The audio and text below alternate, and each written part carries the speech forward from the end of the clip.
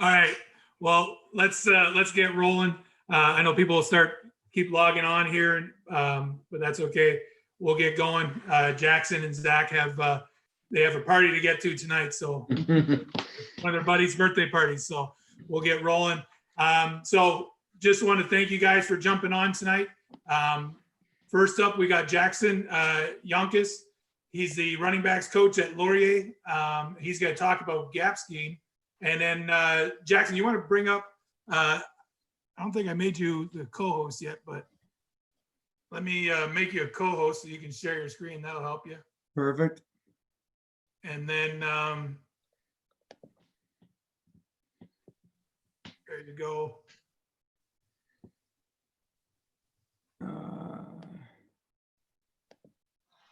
Yep. Cool. All right. So you guys should be able to see the YouTube page there.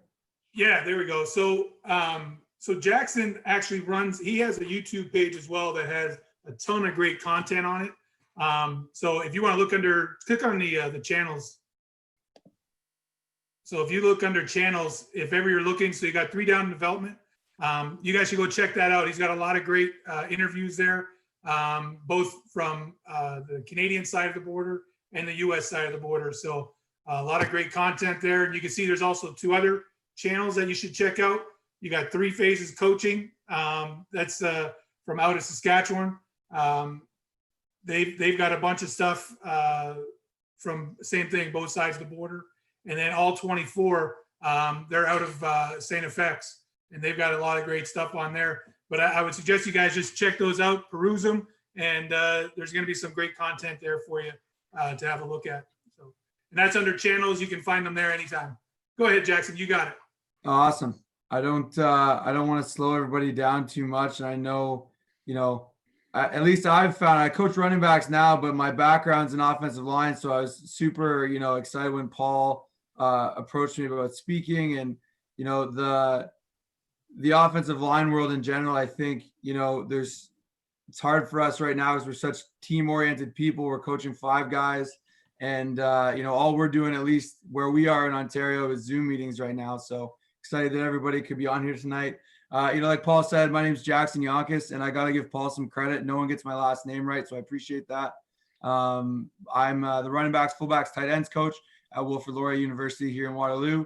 I played offensive line at Laurier and actually started my coaching career as the O-line assistant at Laurier for several years before moving over to the running back side of the ball. And like you mentioned, I also run 3 Down Development, which is a social media platform, YouTube channel, trying to help keep the football conversation going in Canada and help, coaches like you guys and lots of the people, find resources about the Canadian game. So I'm just going to hide your guys' pictures here on my screen, because if I don't see what I'm doing, I'm going to screw it up.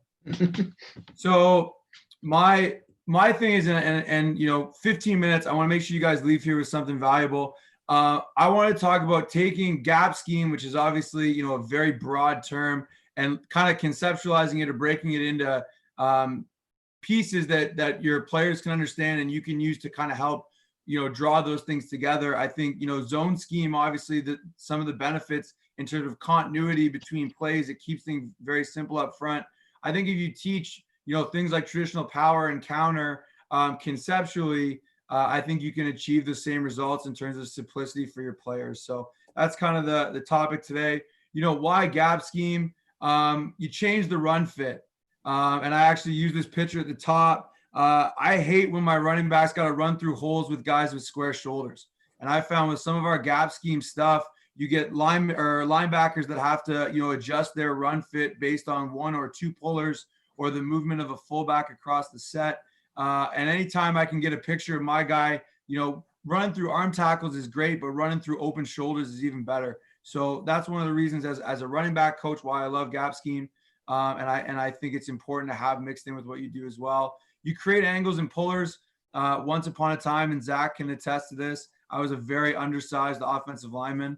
And so angles and pullers I've always been quite fond of. I don't know whether I let that bias creep too much into my professional life now or what, but anytime I can have great leverage if I'm in a double team, or if I can use that opportunity to pull and create momentum that way to my advantage. I like doing that, and a lot of my players have enjoyed that.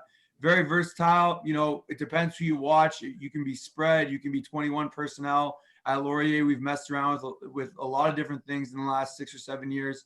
But the gap scheme stuff has been good to us out of a variety of sets. And you got lots of different options, but the same techniques. And yes, zone blocking for sure. The continuity, the carryover in those double teams is excellent. But I think you can break gap schemes down into component parts that you can rep, work, and feel really, your players can feel strongly about. While it may be a subtly different play, they really are identifying those component parts, and you have a chance to rep it, and it's a little less complex from the inside. So fundamental gap concepts, I look at it with these three things. What we call at Laurier, the power counter double, because we use it in both our power stuff and our counter stuff. It is the fundamental aspect of this play.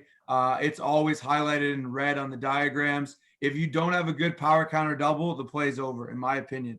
Okay, unless your back's going to do something special or your puller is really, really good. If you don't have a great double team to start any of this stuff, you're going to be in trouble. We'll talk about that in a sec. The kick out's kind of the second most important thing. If you get a solid power counter double, you're not going to have a lot of negative plays. If you get a good kick out, you're probably going to have a lot of positive plays. And then if you can get that pull through that last piece of the power counter, series, you're really going to be cooking with gas. So I just color coded those. You'll see in all the diagrams, as we get to it, they're all those same colors. You can see kind of the differences and similarities.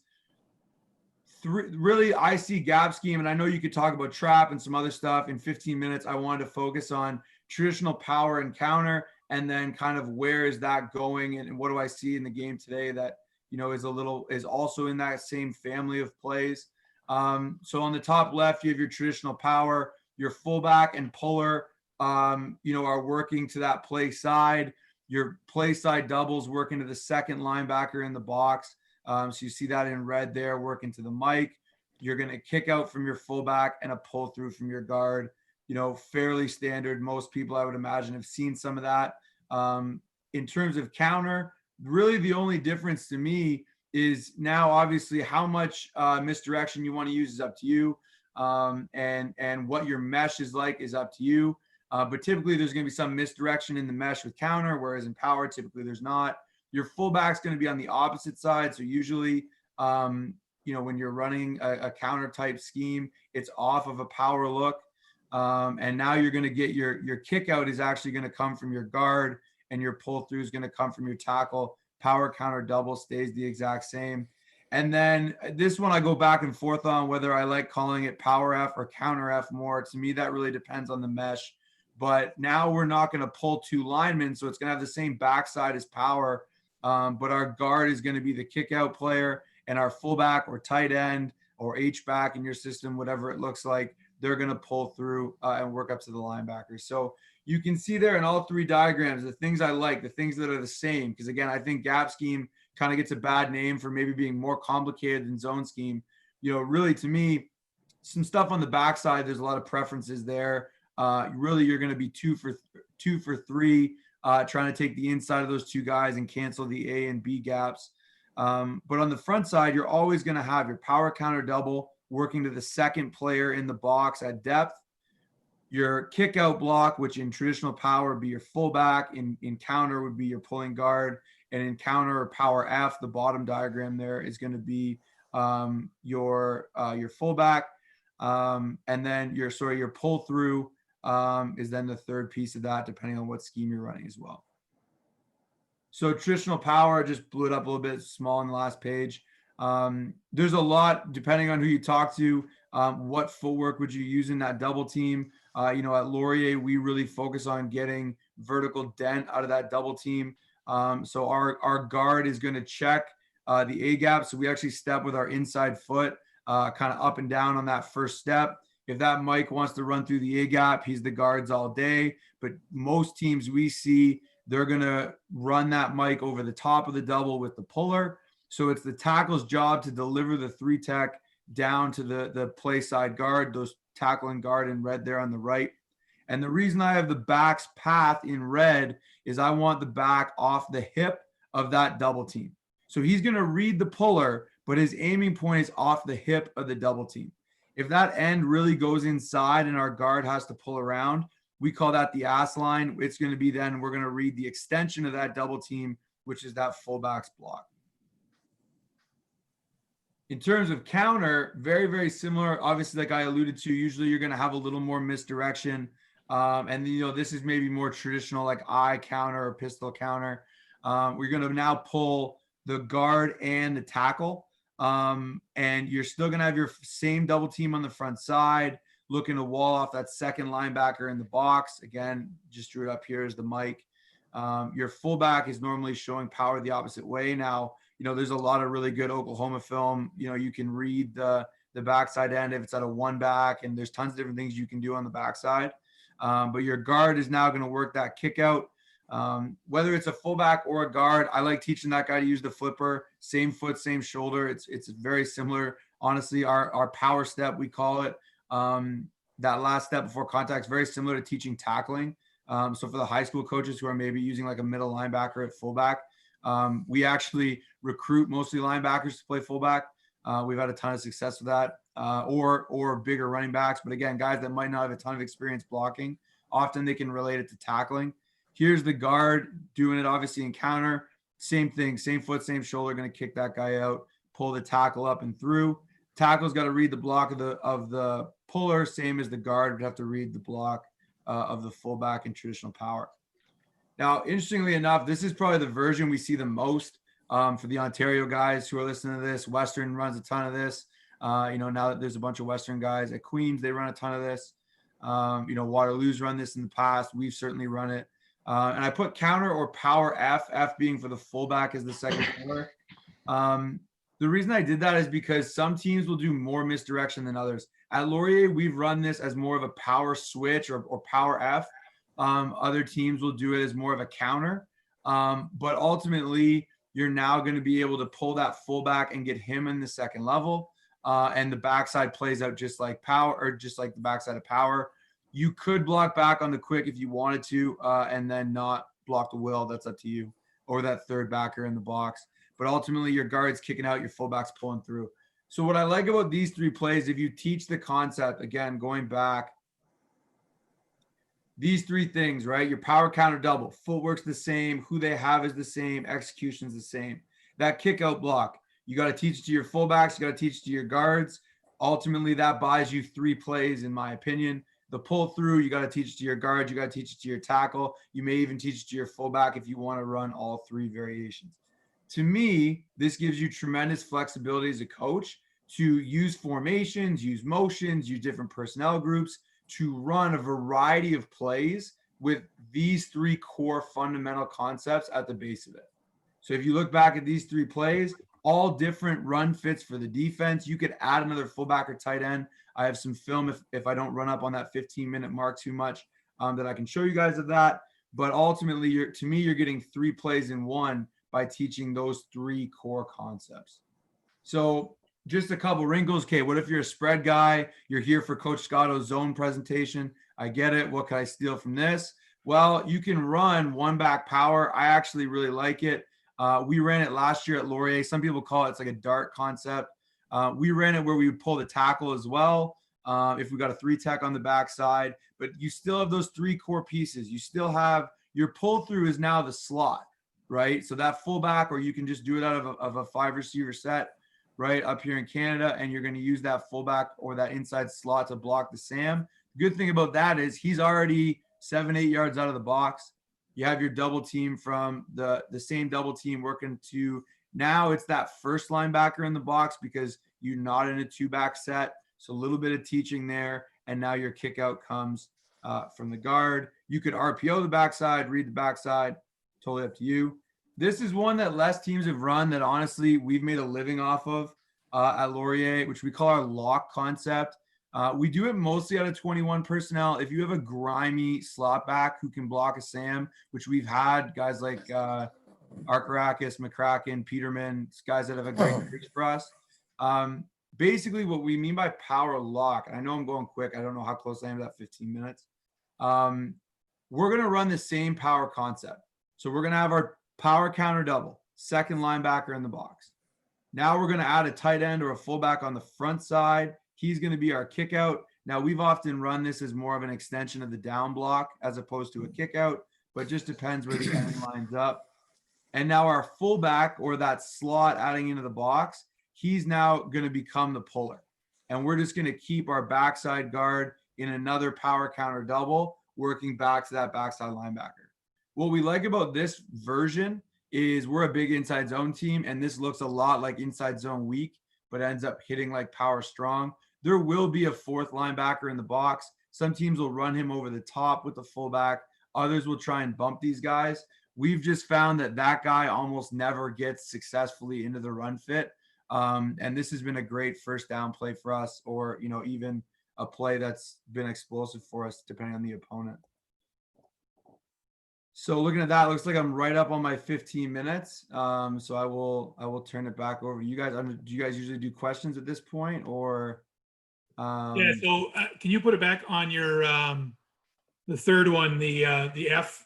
Yep. And then there's a question on YouTube. Are your guard and tackle using a code word when they are releasing to the mic? Okay, here. So I'm still sharing my screen. Okay. Yeah.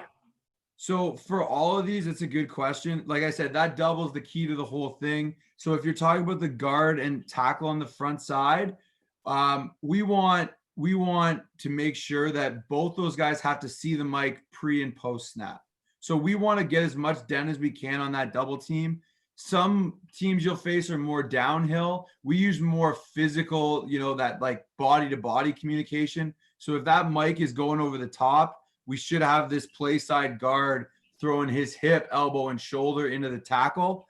We've just found that, that 300 pounds banged India is a little clearer to understand than a word, maybe at like if there's crowd noise or it's heat of the moment type thing, you can, but we've used more of the physical communication for sure. In a cover 2 look, would you just bring that double all the way back to the will and insert the fullback? Awesome question. And one thing me and Coach Scotto both learned, we played for Damon, who's was our O-line coach when we were there, one of the 2 guys that we had. And he was the first guy who really showed us that in the Canadian game. Like, you don't get necessarily a lot of cover 2, but you get like quarters looks where the boundary half might not be in the fit, things like that. Yeah. So every chance we get, like we go 31-2 back a ton, every chance we get to push that double one more guy down and pull for the mic and have it hit really tight, we'll take it. So if that Sam linebacker is out on a receiver, we'll have our center adjust the point. And that's the preferred look for us. We're always trying to scheme that up if we can. Awesome. Excellent. If anybody else had any questions, you guys can go ahead and unmute and ask it. And feel free to reach out to me on Twitter, or I run the 3 Down Development Instagram as well. So, I'm happy to, if someone wanted to talk more in depth, I'm happy to. I can hear nothing on YouTube either. So you are good, sir. You can go out and party now. Well, I got to wait for Coach Scotto, man. Hopefully you'll stay on and at least watch Zach, though. First. Oh, yeah. Wouldn't miss it. All right. Well, I appreciate you jumping on and doing that. That was an excellent job. So next up, we got Zach Scotto. He's the O-line coach at Laurier. Did I pronounce that wrong? Yeah. You got Yanchus, though, so that's okay. I phonetically wrote out Yanchus. Yeah. Years out wrong. It's all good, man. It's all good. I'll get it. But yeah, so Zach will speak about zone scheme. And go ahead, Zach. You got it. Sweet. I appreciate it. Okay, I'll start the screen share.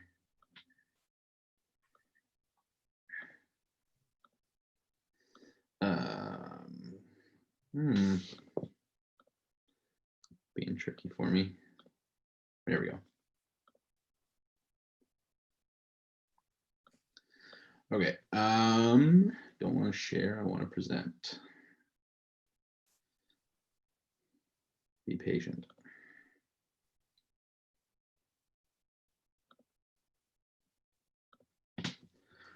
I don't have the experience with Canva, so mine's not going to be quite as pretty as Jackson's.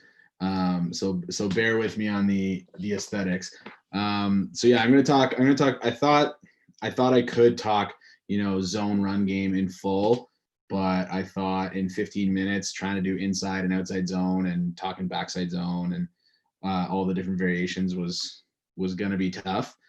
So in the same vein that Jackson talked about, that in 15 minutes, I wanted to make sure you had something to come out of this with.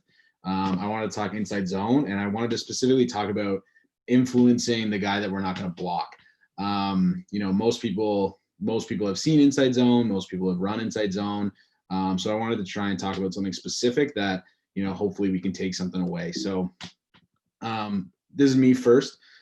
Feel free to contact me, however you want. Any questions, or you just want to talk ball at any point, feel free to reach out. I'd be more than happy to talk. This will be the last slide as well. So I'm not going to spend a ton of time there. This is what we're going to look at. So in the same way that Coach Yanchus talked about gap scheme conceptually, I want to talk about the concept of inside zone and how we run it. Most people are pretty similar in inside zone, but there are small differences, and I'll talk a little bit about how we look at it. Then I want to talk about the uncovered player specifically and how we can influence that uncovered player. Because anytime, we have 5 guys, they have 6 guys, right? There's going to be 1 guy left unblocked, and we want to do something meaningful with that guy. We don't want to just let him ruin it. So I'll talk about a couple different things. One, changing the look.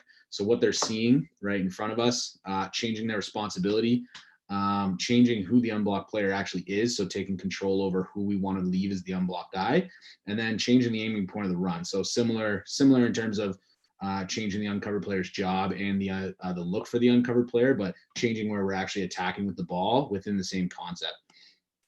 So the base concept of inside zone, we're going to have 5 guys to block. We need to block the most inside 5 towards the play side. In this instance, in this front, we're going to be blocking the rush, the tackle, the nose, so the 3 play side D linemen, and then the Mac and the Will, right? We're assuming an even box in this scenario. They have 6 guys in the box. We only have 5 guys to block. We got to leave 1 guy. For me, I use the color coding with Jack's happy accident. Great minds think alike, I guess. But for us at Laurier, we like to hit inside zone really, really downhill. Fastest path to the end zone is a straight line. And that's how we look at it. So we're actually aiming the inside hip of the play side guard. I know some people teach their running back just to read the play side double. Some people say read the B gap. Some people say read the 3 tech.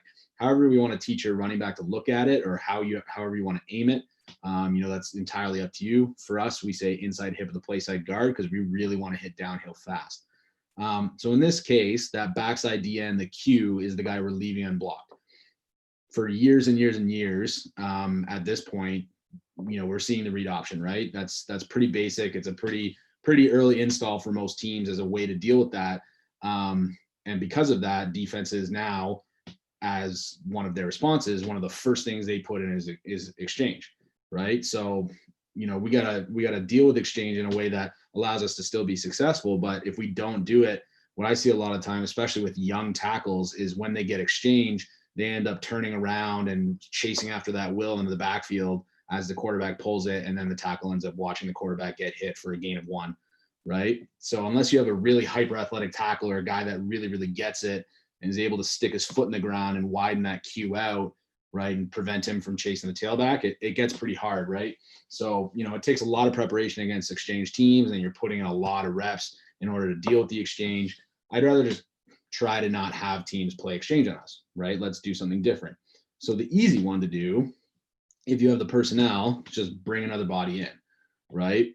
Notice that nothing changes for the O-line. Similar to Coach Jackson talking about core concepts with gap schemes, we want to keep it simple and keep it chunked teaching for an O-line and keep things the same, right? Same as teaching as much as possible, whether that's same technique, same concept, right? So in this concept, our right tackle in this instance, the plate side tackle, we call it a showcase block, a one-on-one block, big on big, whatever you want to call it. We call it a showcase block. He's one-on-one. Then we got an inside zone double and an inside zone double. I don't teach it as a front side zone double or a backside zone double. I teach the footwork and the angles all throughout the line. All 5 guys all learn the same footwork, all learn the same angles, all learn the same techniques, so that they have the tools that regardless of what the defense puts in front of you, you can apply it. I'm sure the guys that are on this call that are watching this that are from Ontario know defenses are getting creative. And I know in the States with the the invention of the tight front, defenses are getting really creative in how they fit, especially inside zone. We need to be able to have the tools in front of us to apply it, regardless of if I'm a center or tackle or guard. It really doesn't matter. On the backside here, you know, if it's an extra lineman, shout out, throw the extra lineman in there, give them a little extra love, right? Backside cutoff, right? Let's just try to square that Q up. Let's not let him have a free rush at the C gap. But what happens if we don't have that personnel? Or what happens if that Q is really, really good? What do? We got to give that Q a different look. Okay. So in this instance, you know, we can cross a set, still looking at pretty simple. This is usually one of the ads that most teams have, right? The inside slot or the inside receiver is going to cross the set. You can do usually one of 2 or 3 things with him. Usually he's going to cross the set and actually kick out on that end. He's going to cross the set and leak to the flat for a potential pass, or he's going to cross the set and leak to the flat to be a personal protector for the quarterback. Whether the quarterback's going to run or pass, he's going to be his personal protector. Either way, you're bringing a guy across that set. Okay. But again, the thing to focus on is it's still the exact same for the O-line. Nothing changes. The 5 guys have the same 5 guys. It's the same techniques. Nothing changes. It's just the window dressing around them. If you're going to bring a guy across the set, one thing you have to remember is defensive response. Responses in the American game are going to be a lot different than responses in the Canadian game. Unless, you know, you're playing true man, then the guy's just going to follow him. In the Canadian game, you usually get 1 of 3 things. One, we'll get Sam travel. So the Sam or the linebacker over top of that receiver will just run with him, in which case we don't care. Good for them. Doesn't affect us as the O-line up front at all. The O-line still has the exact same rules. Nothing changes. For us, if we're going to bring a guy, us as coaches, I should say, if we're going to bring a guy across, we have to understand the defensive response that we're playing that week, because we need to have our O-line prepared in case they want to do something like this. This is much more traditional. Linebackers trying to string or bump across and replace gaps. So in this case, the linebackers see that third receiver, that H coming across. The Sam becomes the A gap player. The Mike becomes the B gap player, and the Will becomes the C or D gap player, whether they're playing exchange or not on the backside. In that case, the O-line has to adjust who they're identifying in this point. If you don't feel like you have an O-line that can adjust for that, this probably isn't something you want to add, because you want to keep it simple for them at that point. If they're a Sam adjust team, feel free to use this because it won't really affect them a whole lot. But again, looking at the tailback, looking at the O-line, techniques don't really change. What we're looking at might change a little bit, but what we're trying to do, our techniques, our concept, nothing changed. Really simple add. This is a personal favorite of mine. Again, changing the look on the backside of what this defensive end is getting all the time. If we have that personnel, the tight end, we can use that to our advantage. Imagine this is a defensive lineman. We had a guy there, played defensive end for a while. We've had a lot of really good D linemen, but one guy in particular, Kwaku Boateng, would just ruin our practices. Like, we couldn't run the ball against him in practice. We couldn't get any better because he was that good that we couldn't get better because he'd blow it up all the time. Our tackle would be over by the center, or he'd be in the backfield at the mesh point. We just couldn't do it. So we had to get creative in practice, and just so we could run stuff. And this is one of the ways that we do it. We started influence stepping him or slip stepping him. So all we're doing here is with the tight end, all we're doing is showing him an inside zone step and then getting the hell out of there. We call it a slip step. We call this a slice tag for us, the SLI for slip and the C for cross. So this is already a skill that we have, presumably, from our receiver, our fullback, whoever's playing that inside slot. He's going to come across a set, a skill he's already got, and the tight end is going to learn a slip step. This is honestly something super easy to teach pre-practice. You get him to do it a couple times, he can probably execute it in a game. He's going to step at that end just to show him inside zone, get that defensive end to think he's got to fit it, and then get the hell out and go to the guy over top of him. Then that inside receiver is coming across. Again, nothing changes for the O-line up front. What if this is a Kwaku Boateng type player, a guy that's going to blow it up? Well, now let's change what they have to actually do. Let's change their job. So now we got inside zone going away, but speed option at the defensive end. The only wrinkle with this, though, is, I've seen it a lot more in the NCAA game lately. We actually want to show the inside zone mesh first. I didn't really know how to draw that with the tailback, so that's probably a little confusing with the tail. But essentially, we're going to try to show the inside zone mesh first. So the quarterback's actually going to open up to show inside zone with the ball presented, so that quarterback can see inside zone. So whatever his rule is, we want to influence him to get into that rule as the unblocked guy and then go attack him, right? So he is always uncomfortable. He's always having to guess. He's having to slow down. You do one or two of these things throughout a game and he can never play fast, right? Which is what we want to ultimately do with that backside guy, that unblocked man. And again, I keep harping on the front side, nothing changes from that O-line perspective. It's still the exact same scheme, exact same concept, okay? And again, we can do the same thing. All we're doing is switching roles here, right? The aiming point of the ball changes a little bit just because of, the quarterback having to run that veer style mesh, but all we're doing is changing the roles here, right? So this quarterback is seeing a shuffle all of a sudden, which he hasn't seen at all. The O-line is still running the same thing. And now the tailback, the running back, is the edge threat and the quarterback is the zone threat. Obviously, you have to have a quarterback that's willing to run the ball or you're willing to run the quarterback. But again, this is just an easy change up to make that defensive end have to play in a way that he's not used to. If a team wants to play exchange against this, all of a sudden you have the the Q chasing the quarterback mesh, which means give the ball. Tailback's out in space running with a will. I think most coaches are going to want to take that, right? So this is another good change up that we can make that defensive end, that unblocked guy, have to guess over and over and over again and slow him down so that the O-line can take care of their skills. What if changing their job doesn't work, right? Then what do? If that defensive end is so good that we can't let him be the unblocked guy, well, let's not let him be the unblocked guy. Let's just change who the unblocked man is, right? Now you're seeing this a ton in NCAA and pro. Kansas City makes a living off this. Philadelphia won a Super Bowl running RPO. They dressed up some of the window dressing around it, but this is basically what it was, right? They'd run outside zone RPO and inside zone RPO. And like Carson Wentz just killed teams in the playoffs with this. Nobody knew how to beat it. Looking at this, again, these are skills that we already know. Looking at this picture, this backside tackle is now going back on the end. That's just a showcase block. That's something we're already teaching. It's same as teaching. All we're doing is changing who the unblocked guy is. You got to change the mesh a little bit in terms of the timing, but the aiming point doesn't have to change. Quarterback's footwork has to change a little bit, but again, you spend a little bit of mesh time and you're going to be able to teach that easily, especially if you want to have this as, as part of your core run game, as part of your zone game, as part of your changeup. It's an easy one to teach early and, keep maintaining and keep perfecting as, throughout the season. All we're looking at here is if the will buries, you have a big open void where the will was, slip it right in there and you get a guy running free, right? If the will bails, you hit it downhill and they have one less guy in the box to worry about. You have a free open B gap or a free open A gap, depending on who you're reading and where you're reading, right? So that's reading the backside linebacker. You can also read the same side linebacker. So you can change the aiming point here and go with an ugly mesh so that linebacker, that will, say you have a really, really good will linebacker, you want him to be staring down the pipe of the mesh, right? So that he is frozen, right? This is a scenario where it's like maybe you get a penalty and it's 1st and 5 and you're trying to close the distance down, or you got a really overactive will. You want him to really see that mesh. This one baits him to come downhill or really like forces him to have to freeze. The inside blocking, typically we like to go through the nose tackle. If you get 2 1s, it's kind of an awkward 3 for 3. I'll leave that with the O-line guys how to block that specifically, but you're essentially 3 for 3 on the inside.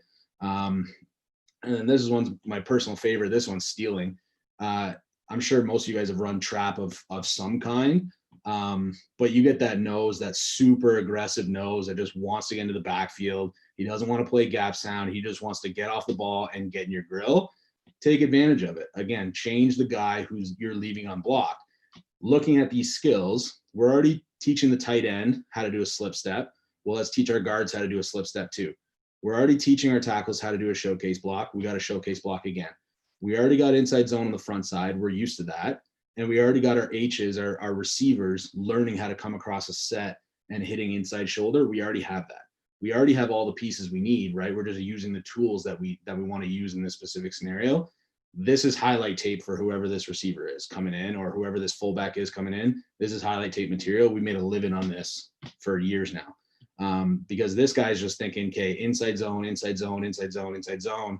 And all of a sudden that guard's gone. He's getting whacked in the ear, right? By last year, we had like a 6'2", 260-pound fullback. So wasn't exactly a lot of fun for those guys getting hit. We had a couple highlights with that. Then the final point I want to have is, as another change the aiming point. Backside zones becoming a lot more popular in the NCAA game. It's becoming popular in the college game in Canada a little bit. I know in the high school game in the States and here, or in the club game here, it's becoming a little more popular too. For the tailbacks, we're still reading things the same way, but instead of reading the front side double, now we're just reading the backside double.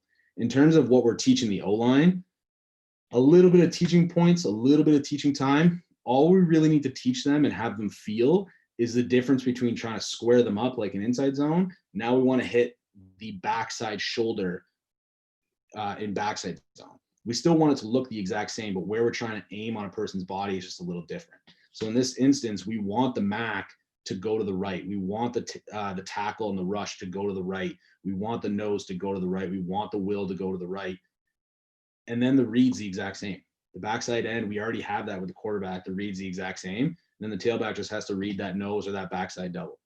And it's all the same. So, the main takeaways from this is that we want to keep things as simple as possible for the guys up front, teach them skills that they can replicate and get better at every single day.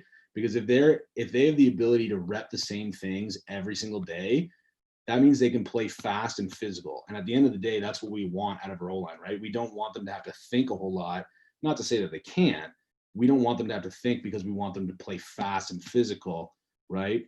Changing up the window dressing around the concept, but keeping the concept the same up front allows them to do that, right? And it allows us as coaches to focus on specific skills and get better, really, really good at specific skills. So I'm going to stop. I'm sure I hit 15 or I'm over 15. That's my contact. It's there. If you want it, feel free to reach out anytime. I'm open to talk anytime. And there we go. Great stuff. I'm sure Coach Wylie was excited when you showed the trap, the wham right there. He's a big fan. So let me unmute him because he's up next. Cool. Just one sec here. Coach Wylie, you there? He's muted.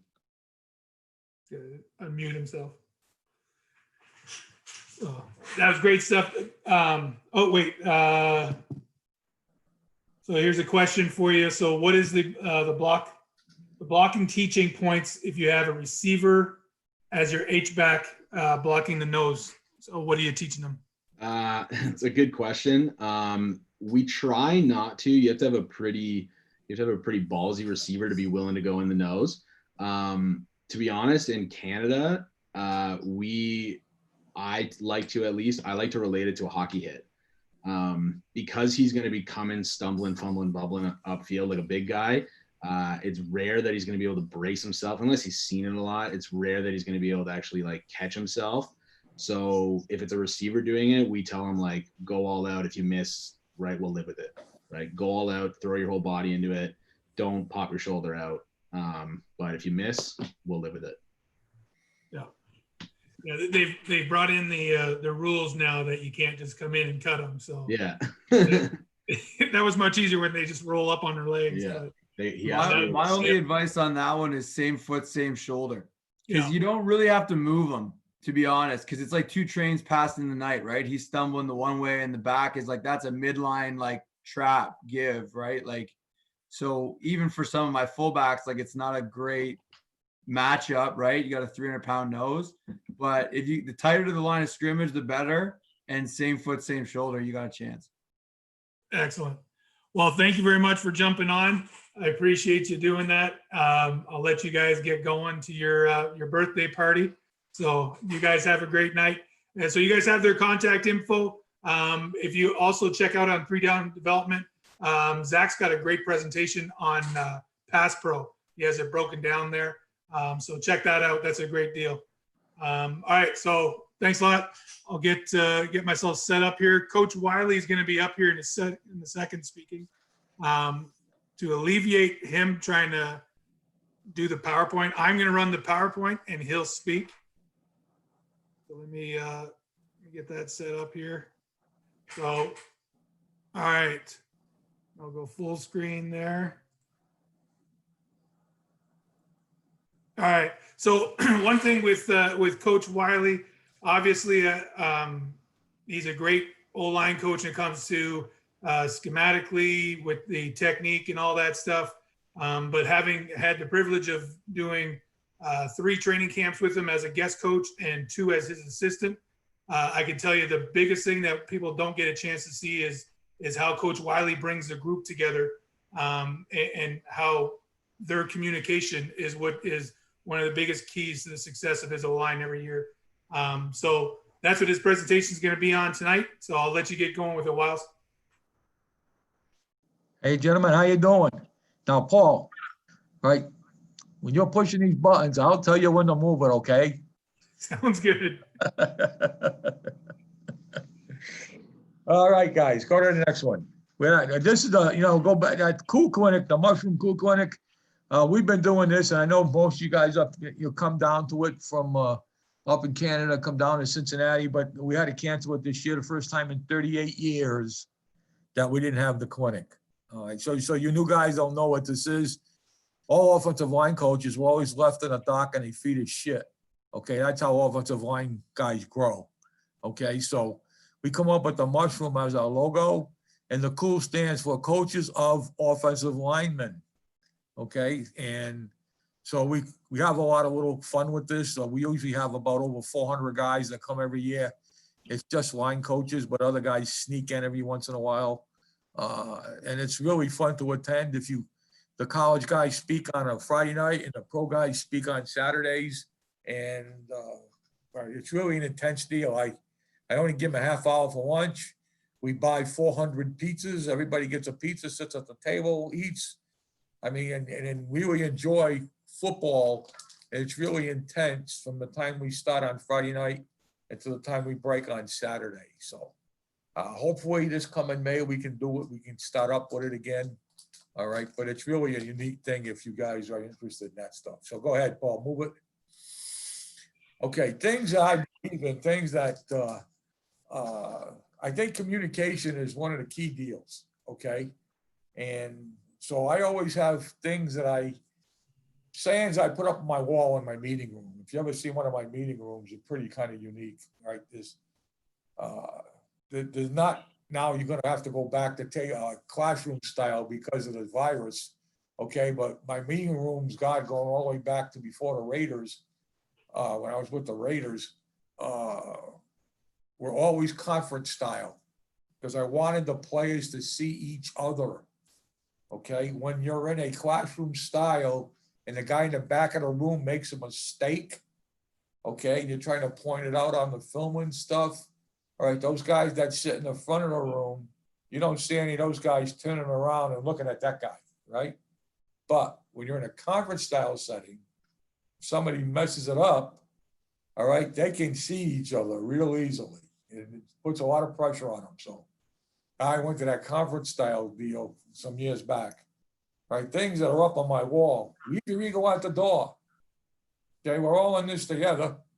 Right, I'm going to learn from them as well as they're going to learn from me because they're playing out there. They're the ones that are playing out there. So I find most coaches or a good percentage of coaches don't listen to their players.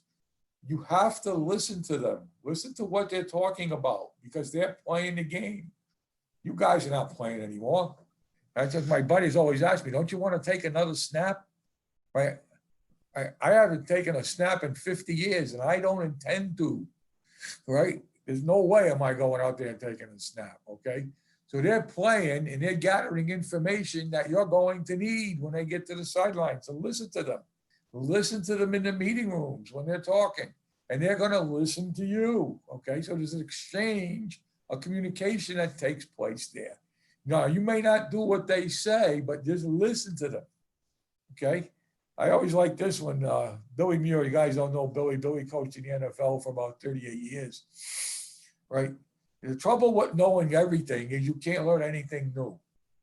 Okay. In this sport, okay, I continually learn, and this would be my 48th year as a coach, 34 of them professionally. Okay. So I'm still learning this game, okay, after all that time. So the problem with knowing everything is you can't learn anything new. All right. So when I have a player that has all the answers, I kind of just point to the sign on the wall. In other words, it tells them, keep your mouth shut and sit your ass down. Okay. Do the right things. Right. How many guys have heard that? Do the right things, guys. Yeah, it's not just doing the right things. It's doing the right things right. That's a Dick Vermeil deal. Do the right things right. They all stretch. Right? You all got them in stretch lines. And that's another conversation we can have later on. Okay, they all stretch. But are they stretching the right way, or are they laying on the ground, looking up the cloud formations, trying to figure out whether that friggin' cloud is an elephant or is that a cow? Okay, so that's if they're doing it, if they're stretching, watch your plays. Are they stretching the right way? I mean, that's just one thing, you know. So they tell them to do the right things, they do the right things the right way. Okay, and win. I always thought win was winning the game. It's not. Okay. Win is what's important now. Okay. Teaching them to stay in the moment. And it's the toughest thing to teach a player at any level. From Pop Warner football to professional football, it's the toughest thing I've had in my career is teach the guys how to stay in the moment. Okay. Because they get their ass kicked. All right. What they want to do is beat the hell out of the guy in front of them on the next play. That may not be your job. Okay. We may not ask you to do that. We may ask you to pull. Okay. It may be a draw set. Okay. We're not, so, you know, win or lose the block, okay, on the play, you got to learn how to flush it. You got to learn how to get rid of it. Okay. You got to learn how to stay in a moment. Okay. Go ahead, Paul. All right. Now, communication. This is the key to success. 80% of this game, okay, it could be 85, but at least 80%, we're all guilty of it, every one of us, okay, myself included, okay? We're all guilty of this, is we're chasing the 20%. We're chasing the magical play. We're chasing the magical technique that's going to make everything right, okay? You got to step with this foot first and put this hand here, and your eyes go over here, and you got to see this, and you got to do all that stuff, okay? We chase all that, okay? But 80% of the game is communication. And very few people talk about the communication that takes place in the game. From the sideline to the field, from the field to the sideline, from the box to the field, right? From the field to the box, between the players, okay? There's a tremendous amount of information that has to be exchanged for all of this to all work. It's not just the schemes and it's not just the techniques, okay? And Paul Brown used to tell us all the time, guys, it's not the plays. He would tell that all the time. Guys, it's not the plays. It's the details you put into the play. Plays don't matter. Everybody's going to run the same plays. Everybody has the same protections. There may be a wrinkle here and there, but it's the detail that you coach into the protections, into the run game, that makes it work, okay? So communication is the key to our success. I'm going to tell you what I expect from you. You have to learn to turn it on and off. Now, this is the very first thing I'm dealing with my players, okay? This is the very first, you know, you see those other slides, but this is the first slide that I get into the nuts and bolts of the first time that I am going to meet with my players as a group, okay? For the very first time at the beginning of the season, the beginning of training camp, okay? I don't do it so much in the beginning of the mini camp. It's more during the training camp periods, okay? If I can get it in during the off season, which you can in pro football, I don't know how much time you have in high school and college football to do it, okay? But, right, we become excellent communicators. We will become excellent communicators. You will be tested on what you know at any time. You know, I mean, you may be walking by me going to the locker room and I may be asking, hey, at 60 protection, if they bring that will-free safety, what's going to be the line call? How are we going to handle that? And they better have an answer, okay? They should have an answer to that. A lot of times they see me coming, they go the other way. They don't want to answer shit. I will coach what I know. I will not try to bullshit you. If I don't know the answer, I'll tell you. A lot of times the coordinators have all the answers, right? They know everything, right? Okay. All right, so if there's something that they ask and I'm not quite sure how the coordinator wants to do it, or if the head coach is the coordinator, all right, I say, I'll tell the guys, look, I don't know right now, but before we get to practice, I'll have an answer for you. I go get the answer, come back and give it to them. Okay. I'm not going to try to bullshit them. They're going to see right through you. Okay. You don't want to do that. Okay. My job, right, is to bring the Oakland Raiders offensive line at that time, all right, together every single day in every single game. All right. Now, Paul, you must have got this from when I was with the Raiders and not the Yeah, I Bengals or the Broncos. missed or that whatever. one. That's my fault. Okay. All right, go ahead. Next slide. So it's communication, guys. What am I looking for?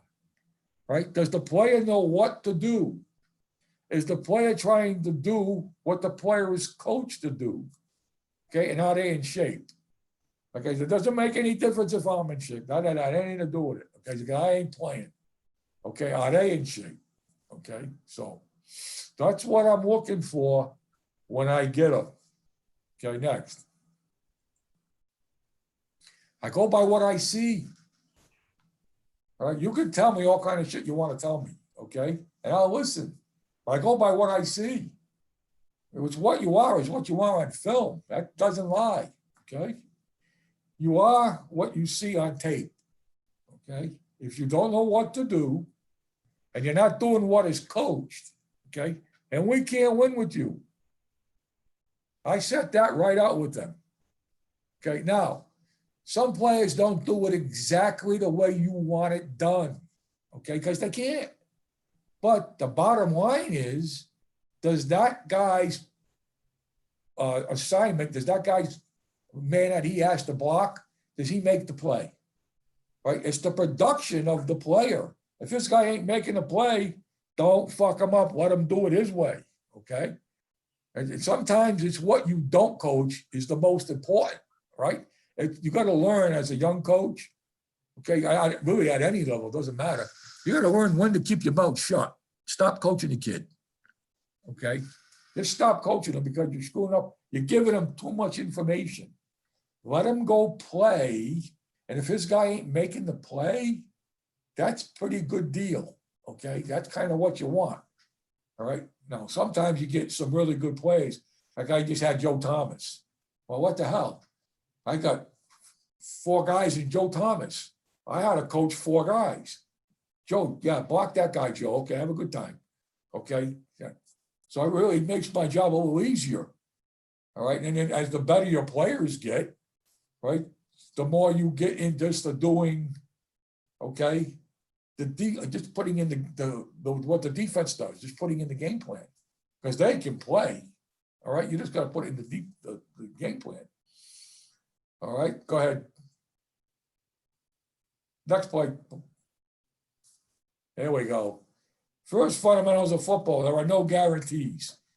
All right, you're playing a high performance game, and there's no guarantees what's going to happen out there.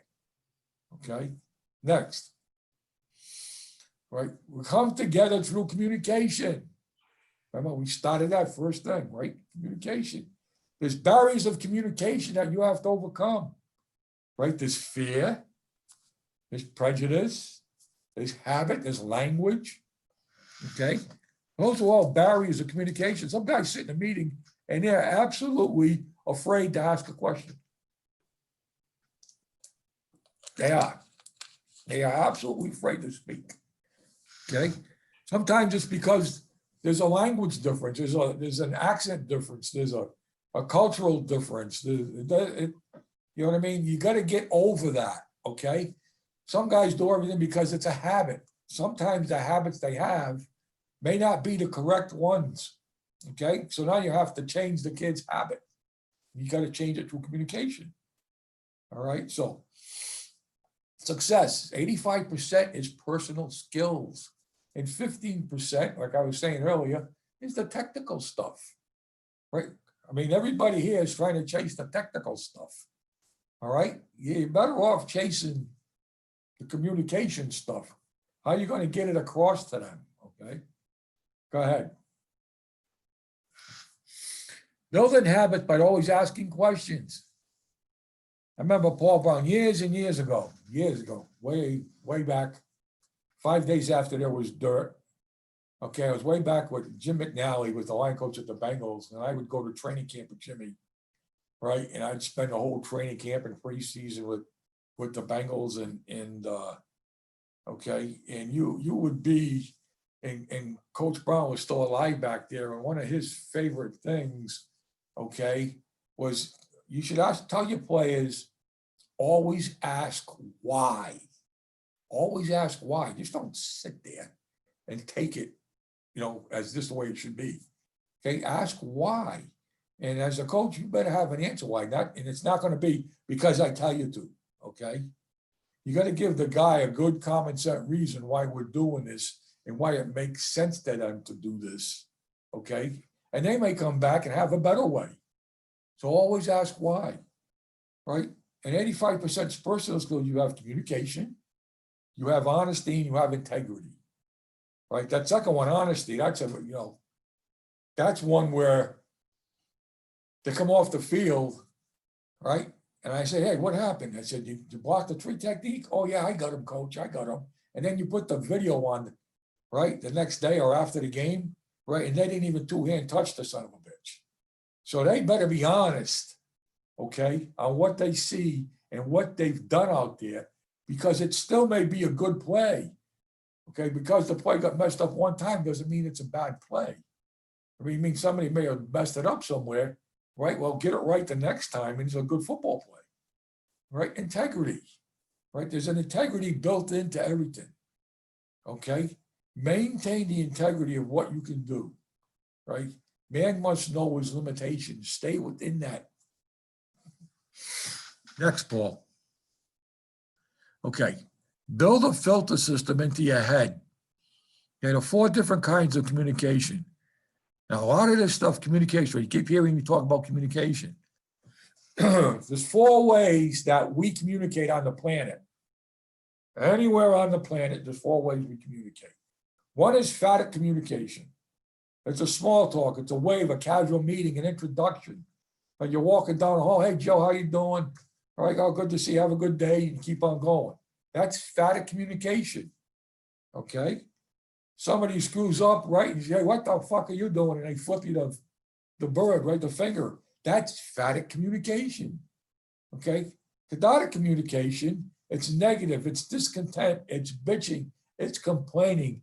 It's about like what your wife or girlfriend does, okay? When you're coming home from the bar and you smell a cigar smoke and beer, okay? And you got 5,000 napkins stuck in your pockets with all football players drawn over them, okay? And she is bitching, complaining about you, okay? You're trying to sneak in the house, okay? You other guys try to do that. You sneak in the house. God, I was going to be home early, but it's like 1 o'clock in the morning, and it's trying to sneak in the house, and it's as quiet as you take off your shoes and put them as gently as you can on the floor, okay? Right? You take your jacket off and get down, and for whatever reason, they wake up and you get cathartic communication. The negative, the discontent, the bitching. I have a way of, I fix that in my house, okay? When that happens, I come in, the first thing I do is I slam the door and I throw my shoes on the floor, okay? And I go in the refrigerator and I get a beer, and the next thing I yell is, hey, anybody in this house want to have sex? They never wake the fuck up, never, ever. Do they ever wake up? Sound asleep, right? It works every time, okay? How you have persuasive communication, okay? Right, that's teaching. It's trying to move them in the right direction. Coach Brown used to say, teach them, don't tell them, coach. Teach them, don't tell them. Write that down. There's a big difference between teaching them and telling them. There's a gigantic difference between that, okay? Teach them, don't, that's persuasive communication, okay? Informative communication, information you can see, okay? What I want you to do, this is what it looks like, okay? Information, informative communication, okay? Those are the only 4 ways you can communicate on the planet, okay? right? The player has to build a filter system in his head. He's going to take in, because you're taking in thousands of bits of information, right, all the time, right? And he has to keep the good shit, put that in a good shit file, and get rid of the bad shit, right? Let it go, okay? Because there's a lot of media guys out there that have no idea what they're talking about, all right? So you can hear a lot of the bad stuff, okay? And you're going to hear a lot of the good stuff. Kind of ignore all that shit. Just keep the stuff in that you need to become a better player and a person. Be consistent as a player, and I'll be consistent as a coach, okay? Freedom to perform at the highest level of football is done through communication and preparation, okay? I expect you to have the highest standard of preparation. You will be tested, right? Like I said, little things in communication that make a difference, okay? Example, Wayne is not down, okay? They say Wayne is down. That's wrong, right? Kind of watch how you say it to the kids. It's like Peyton Manning is down. Oh my God, how are we going to win a game? Peyton's not. No, he's not in the game, right? Wayne is not in the game right now, okay? We build trust in one another, and right, you will learn to think under pressure. You have to learn to think under pressure. You have to learn to keep your poise under pressure, right? You have to keep them on that all the time, okay? Next. Jazz sessions, okay? This is kind of unique. I get stuff from a lot of places, but this comes from the North American Plains Indians, okay? Scoring a touchdown, kicking a field goal, okay? Interception for a touchdown, kickoff, return for a touchdown, punt return for a touchdown. It doesn't make any difference, okay? Plays, okay, that work, okay? They're examples of jazz sessions. Go congratulate your buddy who scored. Celebrate with your teammates. If you guys, I don't know how much film you look at from the States, but if you watch my lines, if you can even watch the Cleveland Brown line, the last one I had, okay, those guys were pretty good. We finished second in the National Football League. They grade all the lines now. That line, my last line there was number 2. But somebody scores a touchdown, they go congratulate the guy. They go congratulate the guy. Same thing with Winnipeg. The Winnipeg guys, when I had them, they go congratulate the guy, okay? Then they go try to jump in the stands. That is complete. I did not put that in. They did that by themselves. Okay, next. There we go. Working together. No, go back. Go back, boy. There you go. Working together. Gung ho. How many guys who know that, right? Gung ho. You've heard that before, right? What that gung ho means, to work together in harmony, right? Pre-decor. That's elements of perfect harmony which help make success. Having fun. It's the dynamic and vital substance which the Marines are based on. The Marines do it the best in the world. And nobody better than those guys, okay? They do it the best. They have a shared devotion to a cause, okay? What better shared devotion to a cause is keeping the quarterback upright, right? Or creating a lane for the running back to run through. That's shared devotion to a cause. Pretty important cause if you're an offensive lineman. Trying to get 5 guys to compete as one heartbeat. You hear in the Marines, they always talk about esprit de corps. Okay, esprit de corps. Right? It's the common feeling existing in members of a group in the inspiring strong regard for the honor of that group. Okay. A shared devotion to a cause is elements of perfect harmony. Okay. The dominant feeling on the battlefield is that of loneliness. The esprit de corps gets you through that. Okay. When you're in combat, when the first shot fires, okay, you're not, what you're thinking about, the first thing that comes into your mind, the way they train you, you look to your right, you look to your left, all right, so how am I going to get my buddies out of here? How am I going to keep them safe? All right, how are we going to get out of here? How are we going to fix, how are we going to do this? Okay, it doesn't matter who you're fighting for or who you're fighting against, right? At that point in time, in that moment in time, that's what comes into your head. Everything slows down, okay? Look to your right, look to your left. All right, how am I going to get my buddies out of here alive? Right? You're working with those guys on either side of you. And you got to get the offensive line that have that same mentality, guys. Come through together for your teammates. Next, Paul. Go to the next one. This is because I only have so much time and I don't want to spend it on Genghis Khan. Oh, I thought he did. He conquered 5,500 miles. Okay, in a year, 5,500 miles. You know how far that is? That's from going to New York to Los Angeles or Halifax to British Columbia. Okay, and then another 2,500 miles into the ocean. You know how far that is? Those guys could run, I mean, not run, they could ride horseback from 70 to 120 miles a day. Right? Try doing that. Any of those guys could play for me. Any of those guys have that mentality, could play for me. The group, now write this one down because you're not going to get all these shots on your screens. Like unless Paul's recording this stuff. The group chemistry becomes the most important thing. More important than any of the blocking schemes. More important than any of the X's and O's that I can draw on the board.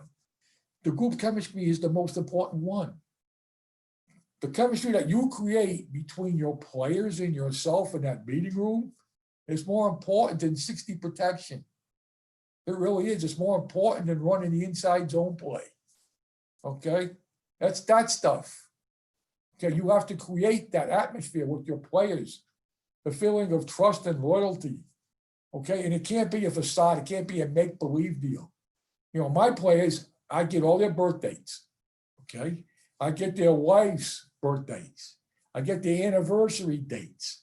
Okay, I get their children's birthdays. And they get cards. If there's a birthday and we're in season, I make sure in that meeting room, there's a cake for that player with his number on it and a candle in his name. Okay, I make sure that happens. Okay, I make sure that the wives get flowers on the anniversary because that dumb son of a gun's gonna probably forget to send them. Okay, right? So I make sure that happens. You know, Christmas times or birthday times, I make sure the kids get toys. Whatever the toy, train, car, doesn't matter. Doll, doesn't make any difference. Okay, you're showing them, okay, that you treat them as people first and players second.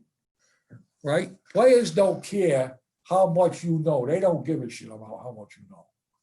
Players care about how much you care. And as soon as you demonstrate to them how much you care and it's not bullshit, you'll be amazed what they'll do for you.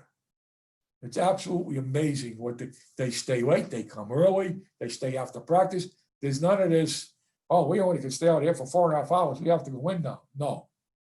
Right? They do what they need to do when they need to do it to get better. And there's no complaining about it. Okay.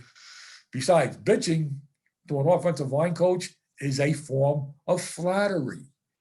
So if they're bitching at you, that's flattery for me, guys. I will always have the answers. When something goes wrong, it's my fault. Okay, if something goes wrong out there, okay, even if it's their fault, it's my fault. I'm taking the blame for this. Okay. I refuse to let the offensive line be blamed without me being blamed. I'm not going to let that happen. Okay. Especially with those guys writing all those articles. Okay. I will listen to your thoughts and ideas. You already heard me say that. Right. You need to be tough and tough-minded. Everybody needs to improve their hands. I bet you if you watch all your film, their hands are not good. Okay. One of the toughest things to do, where do you put your hands? Where do the hands go? Okay. All right. All pro players, and I think this is about true about everybody, but all pro players, I know anyway, at my level, play too high. They all think that because they made it in pro football, that they can now wrestle the guy, and that's okay. No. As far as I know, leverage, right, still becomes a big part of this game. You have to leverage the defender. Okay, you have to change his spine angle to get him to move someplace, to go someplace. You know, move him from point A to point B against his will. That's what you're trying to do with that son of a gun. Okay. we will, as an offensive line, and this is kind of like what I carry with me wherever I've been. You want to be poised.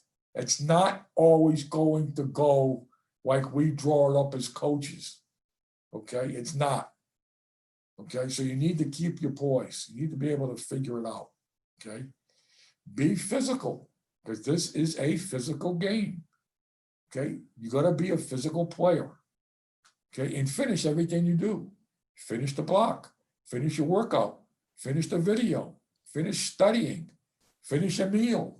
They'll do that anyway, but okay, you gotta, you know, you gotta instill that in them.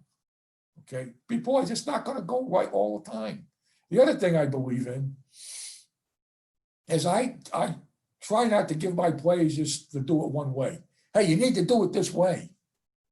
You know, because if that way isn't working out there and you've got a 10 or 11 play drive, right, you just put that kid in a really bad position.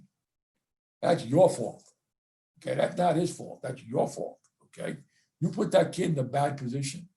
So you better have in his toolbox different ways to accomplish the same thing. Now, I'm not saying you give the kid 5,000 things to do, but you got to give him at least 2. You do it this way, but if this way ain't working, you might want to think about this. Okay? Because you gotta try to save his ass. And they have to be coached well enough out there, because they can't talk to you on the sideline, because when you're on the sideline, right, you're a spectator. Right? You're really no different than the guy sitting in the stands. All you're doing is taking notes. Okay? You're watching the game just like those other guys. Okay? So, right, you only help them when they get off the field. Okay, out there, they got to make the corrections on their own. Hey, I got to spend a little more time on this double team. Hey, the linebacker's hanging. We can push this guy a little more. You know, whatever the case may be. You know what I mean? Hey, I can get by the street technique and help the tackle. So center, hey, right, you want to come a little bit flatter on this slide. All right, you know, whatever they're talking about, they're making adjustments out there by themselves. Okay, Paul, next. Treat people with courtesy on and off the field. There are no details too small. Now, I learned this next one here. I learned this years ago. Not a quick little story. I got a million stories. In the little town where I grew up in Rhode Island. There's this little town called West Warwick, Rhode Island. It's 4 by 6 miles wide. Okay, it's got one baseball league. Okay, just one, that's it.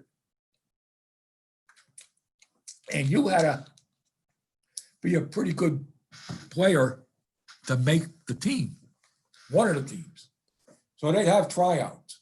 And if you don't make it, then you got to go play in the farm system. Right? So I said, okay, so I go out for the team, right? I'm a catcher. I make it through the first. I make it through the second cut. I make it through the third cut. Now you get that little swagger about you.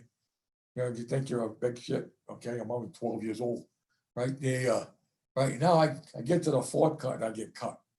Oh, I was pissed. Okay, I come home. I'm upset. I throw my clothes in a room, my bedroom. I'm sitting down on a bed. My old man comes in and says, "What's the problem?" So I got cut. You got cut? Yeah. You know how the modern day parroting, they pat the kid on the back. Oh, don't worry, son.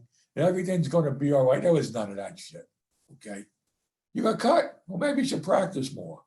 Okay. It's always shit. Right now, fast forward. That's another thing that drives me nuts. Little Johnny has to play for 3 minutes. Little Johnny has to get a trophy. Little Johnny has to get the 9th place women swimming ribbon in the meet. I didn't even know they gave a 9th place fucking ribbon. Okay. That shit drives me crazy. If little Johnny sucks, he don't fucking play. Okay, that's it. You want to play? Get a little better, right? So we're playing the San Francisco 49ers. Okay, so I get dressed early, I go down to the field.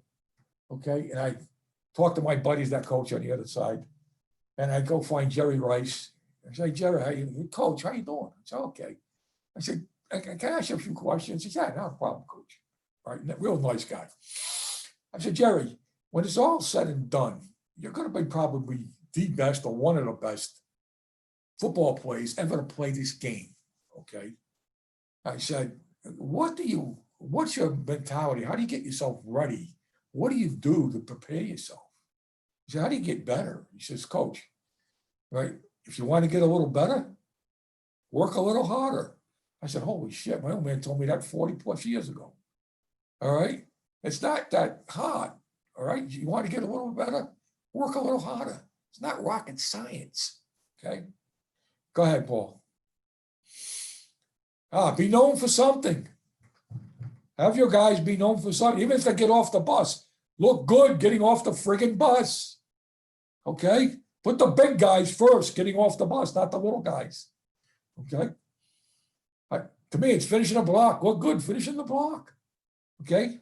The ability for you to play free and hard lies in the preparation that you put in it. Okay? Now, here's what I can tell you guys. Write this stuff down. You can use it as your locker rooms talk or whatever.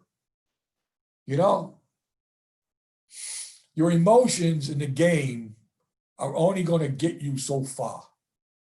They're only going to carry you far, your emotions. You know, you get that little feeling in your stomach. You get those goosebumps. You start getting all pumped up and you're jumping up and down and slapping each other around and doing all that shit. Okay, well, that's nice. Your emotions are only going to get you so far. The crowd noise is only going to get you so far. Okay, you go out there, you run through the tunnel, they shoot off the fireworks and the smoke, right? The crowd's cheering, the band's playing. Well, that shit is only going to carry you so far. Okay, what's going to win the game for you?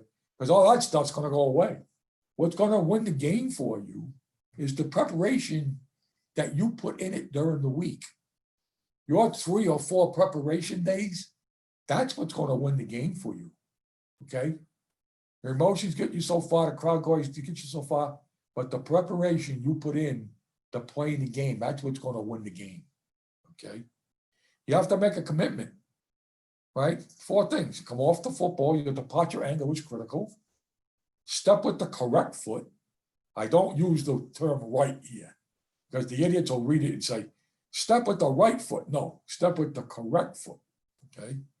Block the correct guy. Okay? And finish the block. Real easy said, huh? Try to do it. Okay? Next. Work a little harder. Just keep this one. Let's go. All right. The power of the objective. Achieve competitive greatness. Okay. Great is a sense of destiny. Okay. Okay. Greatness is a choice. Write that one down. Greatness is a choice. Okay. No matter who you are, no matter what you, no matter who you are, no matter what you do, leave your mark. Right? Be known for something, leave a mark. Right? You must have a clean-cut objective. Then you must have a step-by-step progression of how you're going to achieve that objective. Okay? When my guys go on the field every day, they have something that I give them to do, 1 or 2 small things that they need to work on that they're not very good at. It could be the first step, second step. It could be where they're trying to place their hands. It could be where their eyes go. It could be anything. But I'm not going to give them 7 or 8 things to do. I'm going to screw them all up if I do that. Okay? I just want them to make little increments of getting better. Okay? I don't want them to get, 3 feet better in one day. I want them to get 1 inch better in one day. By 7 days, it's 7 inches. 2 weeks, you got 14. Okay, 3 weeks, you got 21 inches. Okay, you got that much better. Okay, but if you try to give it to them all at once, you're going to screw them up. And then I want to see what I gave them to work on show up on the practice tape after practice. Okay, that's all I care. That's all I care about for that. That's your job today. That's what you're doing today. Okay, that's how you're going to get them better. So they have that clean-cut objective of how they're going to get it done. Okay. I always give my players that clean-cut objective. Okay, here's what happens in a game situation. Okay, now think this through. The whistle blows. Okay, when the whistle blows, what does that tell you guys? Most of you guys are telling me, I mean, stop. No, in my little head, the way I coach my players, when the whistle blows, you finish. Whatever you're doing, you finish it. Okay, when you hear that whistle, it may be that last shove, that last push really pisses the defenders off. Okay, right? Right, you finish it. Okay, now at that point in time, you've either won or you lost. There's no gray areas. Okay, you've either won it or you lost the battle.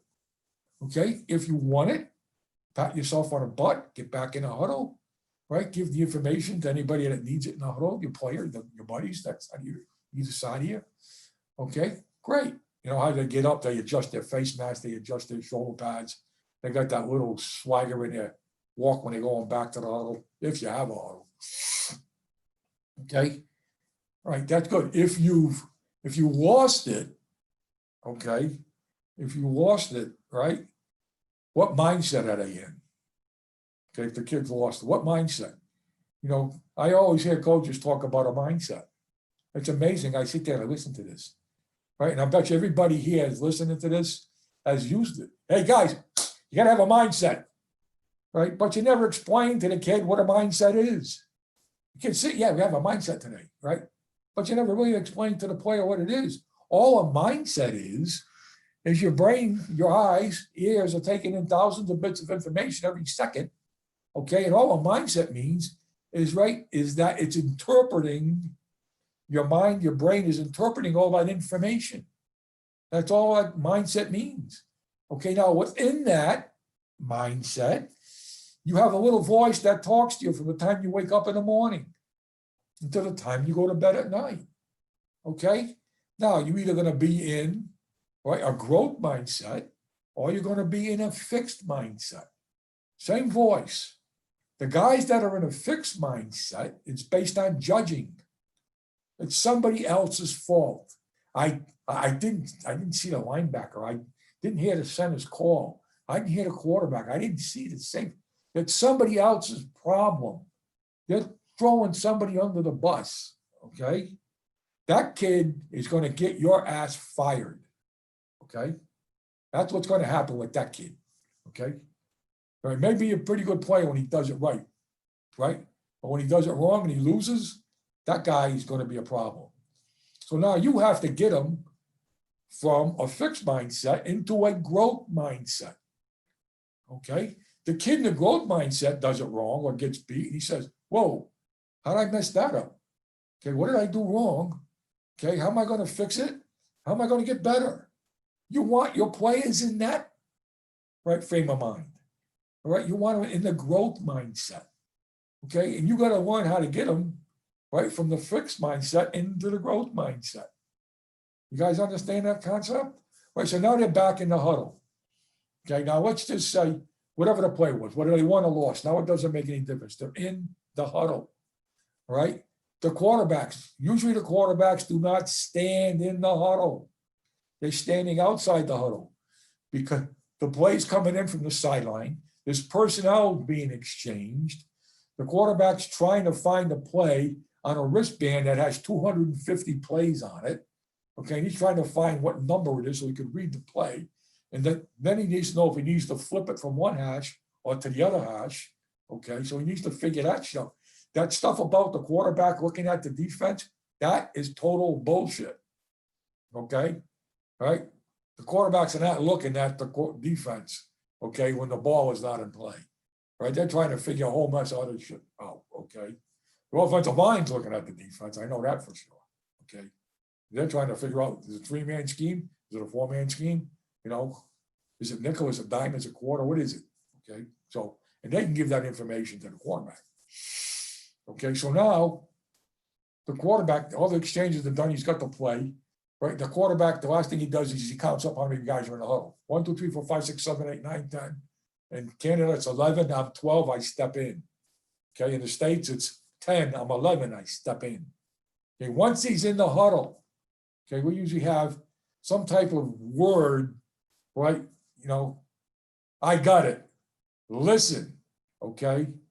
You know, give me your eyes, whatever it is, Right? At that point in time, you need to flush the last play. You need to get rid of the last play. Win or lose, it is no good to you anymore. Okay? Learn from it and get rid of it. It's ancient history. Okay?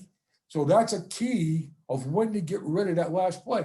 Now, if you can be mad at yourself if you lost it, okay, if you didn't win the battle, that's okay. Okay, but once the quarterback's in there, okay, that's it. It's done. Get rid of it because you can't let it fester inside of you. It will drive you crazy. Right? You may miss the next 3 blocks, okay, because you're letting yourself get mad. You're getting all tensed up. All right, you don't want to do that. Okay, you have to learn. Key deal: stay in the moment. Remember that all the way back in the beginning of this conversation. They have to learn how to stay in the moment. The only thing now is what the quarterback's going to call next. The last plays, ancient history. The next play, you don't know what it's going to be. All you know is what the quarterback is going to call right now. Okay? And the quarterback calls the play, whatever your inside play is. You know, when I was with the Bears, it was 16. You're going to call 16. Okay, the Raiders, it was 20 gut or 40 gut. Okay, it's the same play, just different words. Okay, so he calls the play. Okay, now, as soon as he calls the play, right, everybody ask yourself 3 questions. Right, I want the whole team to do it. Okay, ask yourself if it's a run play. Okay, number 1, who do I have to block? Write it down, you guys, or forget it. Who do I have to block? Right, number 2, what can the defense do to me in the configuration that they line up in? Because what happens is half the line sees one picture and the other half of the line sees the other picture, right? And the center has to see the whole deal and put it all together. So what can the defense do to me in the configuration that they line up in? Okay. And then number 3, how am I going to get the job done? How am I physically going to get this done? What foot do I step with? What's the line call? Am I working with the center? Am I working with the tackle? Tackle, you working with the guy? How's this going to all take place? Okay, and you organize yourself, you organize your thoughts on the way to the line of scrimmage, not when you get there. When you get there, it's too late, the ball's coming up. Okay, organize your thoughts on the way to the line of scrimmage. Now, on the way to the line of scrimmage, you're organizing your thoughts, but your eyes start deep. Find the safety. That's easy in Canada. There's only one guy back there. Right? In the States, you got to find both safeties. Find the safeties because they're going to tell you what's going to happen in front here. Then your eyes drop down to the nearest backer to your side. Then your eyes drop down to the nearest defensive lineman to your side. Okay, the last guy you look at is really the guy you're going to block. That's where you finally end up looking at that guy. Right? Because you're gathering information, right? You're drawing those lines because you're forming a triangle, and that triangle is going to tell you what's going to happen in the defense by film study and whatever. Okay? Right now, the ball snapped, right? You play, the whistle blows, and you start the process all over again. You clean the slate and you start the process again. Okay, now, see how much I've coached, right? See how much I've coached you guys? And the ball is dead. The ball is dead. The ball has not come up, right? There's a lot of communication that has to take place when the ball is dead, as well as when the ball is alive.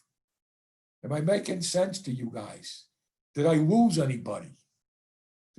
Okay, you guys understand that part? Okay, next ball. Next ball, you there? Unconscious competence. This will be the last thing I cover because there's so much stuff in here. I could be here all night. And I want to give John, because John Strollo is a hell of a football coach. And a lot of the techniques I use, I stole from John. Okay, how the body works. Okay. Go back, Paul. Right. Unconscious competence. I can ask all you guys out there, how many guys know what that means? Okay, a lot of guys, unconscious competence, I'm not sure what it means, right? John F. Kennedy says we choose to go to the moon.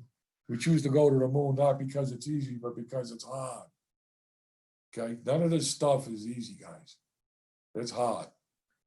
Okay. Socrates, an ancient Greek, believed in unconscious competence. So how far do you think that goes back? 2,000 years? Right, they figured this out 2,000 years ago. Okay. Right. So I think Socrates was my neighbor. He was 2 blocks down on the left. Okay. There's 4 stages of learning a new skill. Don't you think that if you're an educator, if you're a coach, okay, that you should know the 4 stages of learning a new skill?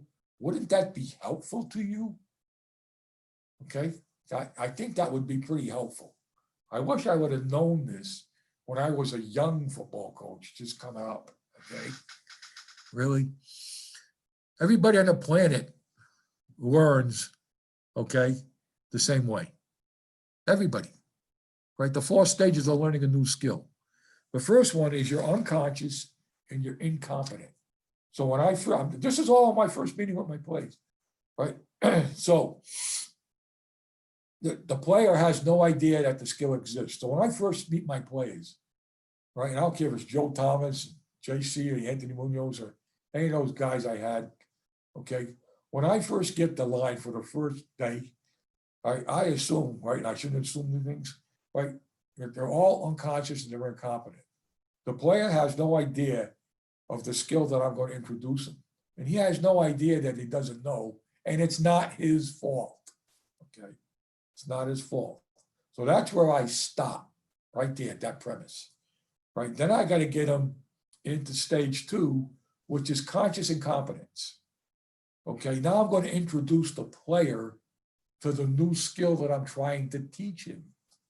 Okay, now in order for me to do that, I have to know the player's strength and his weaknesses. So I go through before I get them, and I start looking at the film, and I start writing down what they do good and what they do bad. This is your strength. These are your weaknesses. Okay. And I keep a nice little report on them. Okay. So when I get the kid and I start talking to that player, I can tell them, look, this is what you're doing good, but you don't do this as well. Okay. So we need to work on these. Right. And I have to know what those are if I'm going to try to make them any better. Okay. So now I'm going to introduce the skills that are going to make each one of these players individually better player, which means we'll become a better offensive line, right? Which means what? That the offense becomes better, that now the team becomes better, and it's like a domino effect, okay? Right now, at this point in time, from stage 1 to stage 2, this is the spot where most coaching and teachers fail. If you're going to fail, you're going to fail right here. Because you think that just because you've given it to them, that they got it. They don't have it. They don't have it. I read a book one time from a guy from Harvard. What was that guy's name? I forgot it right now. But anyway, it said, in order to get it into the subconscious mind, it takes 10,000 man hours. And I'm not sure it's 10,000 man hours. Now, a guy may because he's from Harvard, but I'm not sure. In this profession, right? I think it's the complexity of the task, right? That they're asking the kid to do, right? I know I read another book one time, 33 Perfect Reps. Well, if you have to block Vince Wilfork, I think he was with the Patriots, now he's with Houston, right? In you get 33 perfect reps, you let me know how you make out with that, okay? Come back and tell me how you make out with that block, okay? Right, I think it's somewhere between 3,000 and 5,000. Some like reps, snaps, whatever you want to call it. Repeating things, okay? Right, that's going to get the player the complexity of the task. 33 perfect reps. If I told you, okay, coach, go open that door, right? And it's a regular door, okay? Nothing fancy. You don't need a passcode. It's just a doorknob, right? And it takes you 33 reps to open that door, then we have a problem. There's a problem there, okay? Because the complexities of the task is not that great, okay? Which should take you that long to figure that out, okay? So you open the door, okay? So it's the complexity of the task that's concerning. So now, when you get the players back, you better go over it again. Because once they leave you, they went right back to stage one. You get them back, you go over it again. You get them back, you go over it again. You got to keep going over it. Okay. Repetition is the mother of all learning. Okay. Now you got to get it from stage 2 to stage 3. Now, how do you do that? Okay. Reps. You keep going over it and over it and over it and over it. And in my mind, in my little mind, when the thought occurs, yeah, they got it. When I say that to myself, right, they don't have it. They don't have it. Okay. Because when it starts to move and the picture starts to change, they don't have it. Okay. You're probably got another 500 to 1,000 reps to go yet before they get it. Okay. So you get them into stage 3, conscious competence. What is conscious competence? They can do it. Okay. I can see it on film or on video. I always use the term film, because that's where I started in this profession. Right. A lot of you guys have no idea what 16 millimeter film is. So, but that's where we started in this profession with that. Okay. Once I get to see it on there, once I hear them talking like I do with the vocabulary, not with the accent. Okay. Once I hear them speaking in the way I would teach them, okay, I see it on film. I got them going in the right direction.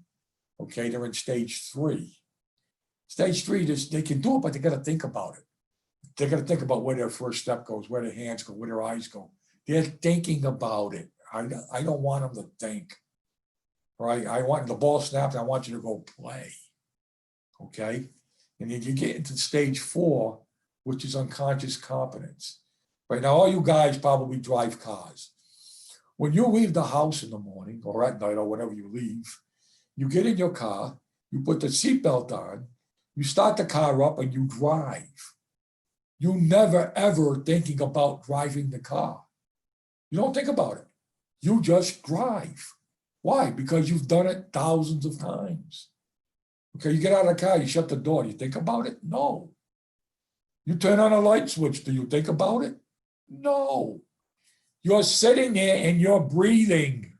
Are you thinking about it? No. That's unconscious competence. You want your players to get to that level.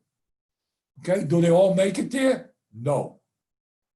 It doesn't mean they can't play. That doesn't mean anything like that. It's where do they play, right? Defensive line, I fill it with stage 3 guys. I got that gap or I got that gap. That's not very difficult, okay? Right, but I wouldn't put the defensive play caller, signal caller in that spot. I wouldn't put the free safety in that. Quarterback wouldn't be in that slot, okay? Right, those, there's certain positions that you need them in stage 4. You got to get them to stage 4. Unconscious confidence. So they just play the game. Okay. And you can't skip. You can't go from 1 to 2, 2 to 3. You can't do that. Okay. I mean, excuse me, you can't go from 1 to 3, 2 to 4, 1 to 4. You can't do that. Okay. It's going to go 1, 2, 3, and 4. Okay. Now, within that process that you put them through, actually, how do they learn? Okay, some guys are audio learners. You can just tell them. Right, some guys are tactical learners. They got to learn. They got to touch it. Okay, they got to step through it. You got to put the bags on the ground. Okay, you got to put a defense up in front of them. Okay, right, some guys are visual learners. They see it. They can do it. Okay, so it's and the best way to find that out. The best way to find that out is just ask them. What's the best way I can teach you? What's the best way you learn?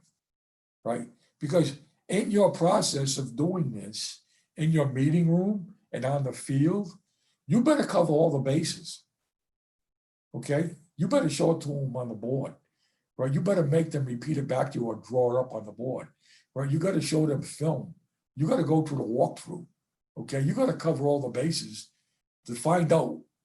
Okay? They're picking it up. Because they're all going to learn differently. And some are going to learn faster than others.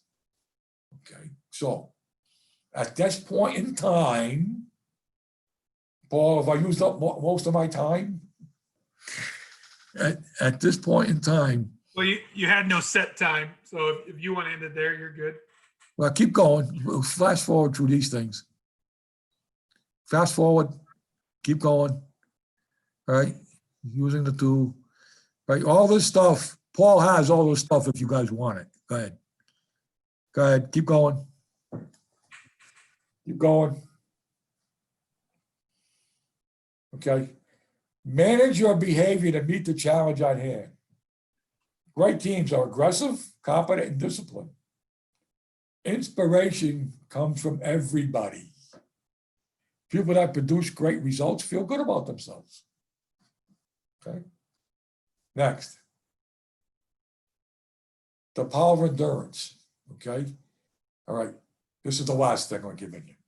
Inside of all of us, there is an extraordinary person waiting to be released. Inside of everybody. Okay. All right. Unless we go past our personal best, you will never unleash that person. Unless you go past your personal best, right? You're never going to unleash that little person inside of you to get that feeling, okay? That, I think, is important for them, okay? They got to get past their personal best, okay? You got to get them past their personal best. Okay, Delta Force, they make you live in a world of suck. Okay, when you're out there in training and boot camp, okay, it's like fucking training camp, or worse, right? They make you live in that world, right? They put you in that world so it becomes easier on game day, right? Football is a high performance business. Men who have talent and don't use it fail. Men who have talent and use it have failed. Men who have talent and use it to its fullest extent will experience satisfaction beyond no other that few men will ever know in their lives. Okay? That's important. All right, one more slide. I think I can get you to one more here. All right, this is the last one for sure. I promise this is the last one. All right, you guys that are still awake. Okay? There's two kinds of pain, and I think the player has to understand this. There's the pain of discipline. Right, that's the pain of discipline. The pain of discipline is temporary. Okay, well, I mean, the guys that have been around me after practice, the offensive line goes to the 15 or 17 yard line. Why the 17 yard line? Because my daughter was born on the 17th of the month, so I put them on that yard line. And we run a full gasser. All right. And that's gonna, and I give them a time frame to run it in. Okay. And that is gonna take some doing, okay, because it's at the end of practice. And it's not so much that I'm trying to kill them. Okay. I'm trying to make them mentally fight through it. Okay. Now that pain, all that running and hitting for that day, they're gonna go in and they're gonna get in the ice tub and they're gonna get in the whirlpool and they're gonna get a rub down. And they're going to go home and their wife's going to pat them on the back. Oh, honey, are you sore? Is there anything I can do for you? All that shit. All right. So, right. That's temporary. That's going to go away. The pain of discipline. The pain of regret. Okay. That lasts a lifetime. Okay. You're playing in the Grey Cup or you're playing in the Super Bowl. Okay. And let's just say it's 4th and 1 on the goal line. Right? And you have to block the guy down that's inside of you. Okay? And you block out. Okay? And that guy is free and hits the back 3 yards deep in the backfield. And you lose the Grey Cup and you lose the Super Bowl. That's the pain. You're not going to forget that. That is never going to go away. You have that for a lifetime. Okay? So the players have to understand that. Right? They want to live in the pain of discipline. They don't want to live in a world of regret. They don't want that pain at all. Right? That's tough to take. Okay? All right, guys. I don't know if I gave you too much or not enough. I don't know if I kept you awake or put you to sleep. I don't know any of that stuff because I can't see your faces when we're doing that. Okay?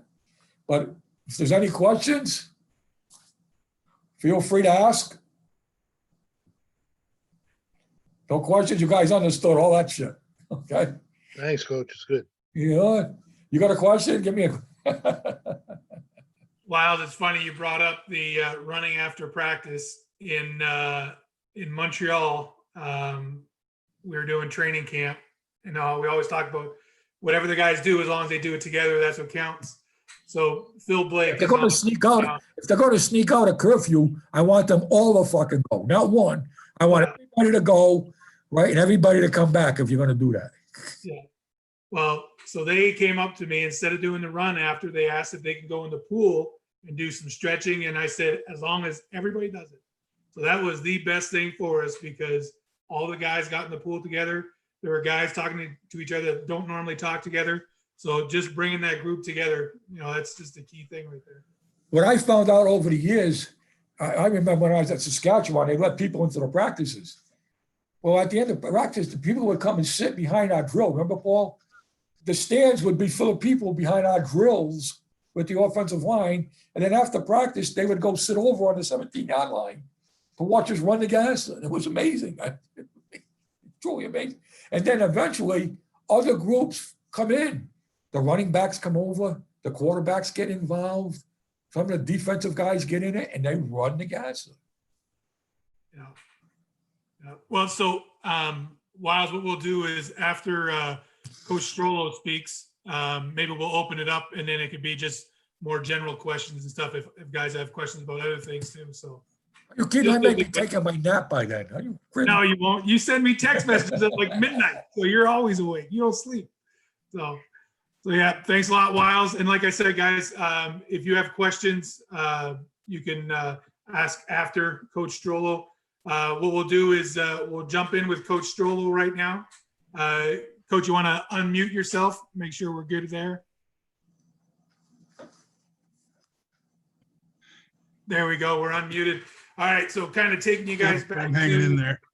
2007 in training camp with the Bombers. And so Coach Wylie's the O-line coach, and I'm in there, and there's this good-looking big dude.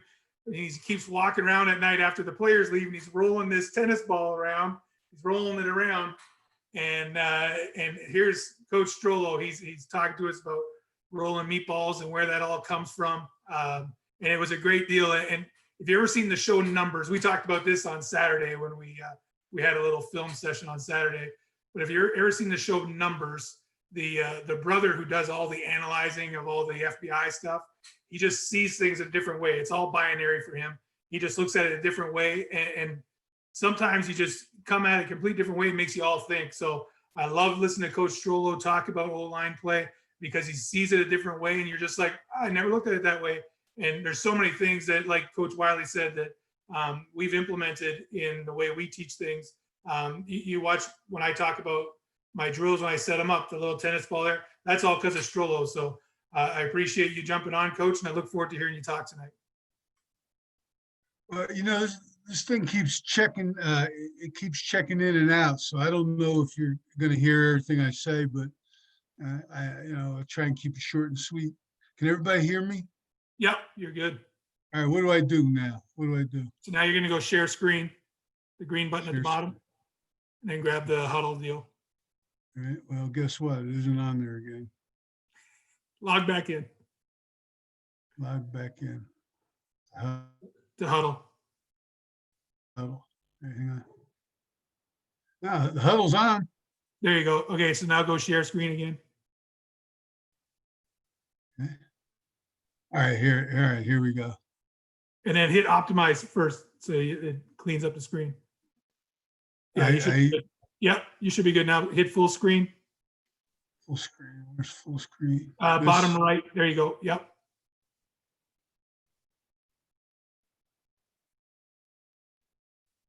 There you go. Hit full screen. All right. All right. Hit full screen again. Yep. There you go. I guess what I got to do, I got to start out with this. Okay. Wiles did a great job, and I've always enjoyed listening to Wiles. I think he's one of the smartest guys I've ever heard. He's had one of the things that I believe in is that teachers teach ideas and coaches teach habits. And I don't think that football and offensive line in particular is a very totally foreign thing to good athletes. But I do think there are some fundamental things that a good athlete or an athletic looking guy is going to do. Okay, and these fundamentals are pretty much the way the human body works. The human body, to me, we're two-legged animals. Okay, we have an ability to change our shape so that we can mimic different types of machines. Okay, we can act like bulldozers, we can act like motorcycles. We can't do much with airplanes, but we can change our shape. Well, how do we do that? Well, we bend our arms and legs. Okay, and what we talk about when we bend our arms and legs, and I don't know if you guys can see me. Can you see me? Can you guys see me? Yeah. Yeah, Okay. in the top corner. Okay. Everything we do in the human body is all the forces that we produce are the result of torque. Torque is made, it's force in a circle, and it's made with levers. Okay, and we all talk about leverage. Leverage is advantage. Okay, but what we do, we okay, if we want to go and play with long arms or long legs, we exchange length for strength and vice versa. So a long arm, the muscle stays the same. Okay, the length of the arm is a long lever, and it's the output lever. That's just the way I don't want to get into physics too much, but let's say my arm is my output lever. I can lift so much weight, and the length of that arm is going to affect the amount of weight that I can exert torque on. And notice my hand travels in a circle because that's the way my joint works. Okay, if I shorten my arm, okay, I obviously lose length, but I gain strength. Okay, the muscles haven't changed. I've just shortened the output lever. Okay, and everybody used to call us gator, alligator arms, alligator. Well, for a while there, I called it hooks, and I called it before that, Wylie brought it up, triangles. Okay, but if you look, this isn't really a triangle. A triangle has three sides. This is a two-sided object. Okay, close to a hook. Effectively made my arm from my hand to my shoulder. I made it shorter. Okay, longer, shorter, longer. Okay, I can cover more distance with the same amount of contraction. Shorter, I can move more weight with the same amount of contraction. The muscles don't care. It's the length of the arm. Now, what we try to do, okay, I think that sport, and as a matter of fact, anything that humans do, it's about acceleration. And acceleration is simply this: change in speed or direction. Okay, we don't play full speed, we play full throttle. We don't play in fourth gear, we play in second gear, first gear. Okay, for all you gearheads out there. So what we developed was a group of things that are fundamental to acceleration. Okay, and what that is it's just a group of habits I try to do every day, like everybody else does. And a lot of this stuff was designed to be done in the off season. Okay, now, of course, in college football, it's hard to do anything in the off season without, some lady from compliance coming down and complaining about it. But, that was the thought process behind it. But if you look at these guys right now, I used to call it, dragging the tail. Some guys say, squat position, whatever. To me, they're condensed. Okay, their arms are bent, their knees are bent, their ankles are flexed, their hips are bent, they're condensed. They are close together. Okay, condensing your body will accelerate faster. Okay, an ice skater, we were talking about this the other day. She starts to spin and she's got her arms stuck out, and as she pulls her arms in, She's condensing herself onto an axis and she's speeding up. Well, when you play condensed, you're going to accelerate easier. Um, Ledford down there at Louisville gave a talk, and he talked about lowering yourself. Every time you lower yourself an inch, it's like your opponent is facing 10 more pounds, okay? Because you're condensing yourself. You know, a pound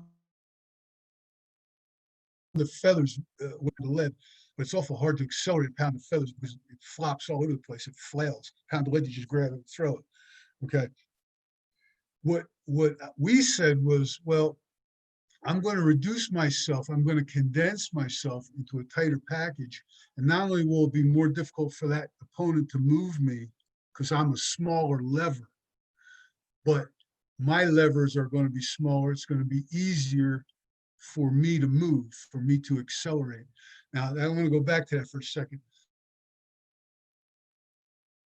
When I'm standing straight up, okay, my opponent sees me as a lever. Okay, if I'm trying to move a refrigerator all by myself and I can't lift it up, it's 300 pounds. I can't push it because it's dragging on the carpet, it's dragging on the linoleum. Some of you guys probably have marble. I don't know. Lyle's probably got marble. Okay, well, if I take that thing and I tilt it to one corner and then to the other corner and then back again, I can walk it across the room. It hasn't changed the weight any, okay, but I'm using it, the structure of that refrigerator, as a lever. I can do the same thing to a player to an extent, okay? But what I want to do is develop these habits of three things, okay? I'm gonna make sure. Number one, we want traction. So if you notice, our toes are pointed out. We're not toes straight ahead. The reason for that is it's easier to overcome plantar flexion. Okay, when I'm all taped up, I got ankle wraps, tape, high top shoes, and everything. My ankles don't bend very much. If I'm in a gym, you know, I'm almost barefoot. I can do all kinds of things, knees in, all that. Also, when I'm on a sloppy surface and I don't have all my cleats in the ground, I'm going to slip. Okay, so the first thing we want to do is be able to use the resistance of the field to develop force. And let me tell you this, force, even though I said force, everything we develop is torque, forces travel in a straight line unless another force affects them. Okay, so when I'm torquing like this, okay, I'm traveling in a circle. When I'm bench pressing, I'm using two different torques coordinated to make a straight line. In order for me to make straight line force as a human being, I've got to coordinate different joints together. Okay, but right now, all we want to do, this is pre-contact, we want to be able to accelerate. We want to be able to change direction and change speed. Get there quickly. Okay, stop, start, back up, do whatever we have to do. Okay, we also know that keeping the elbows bent, okay, is your hand, okay?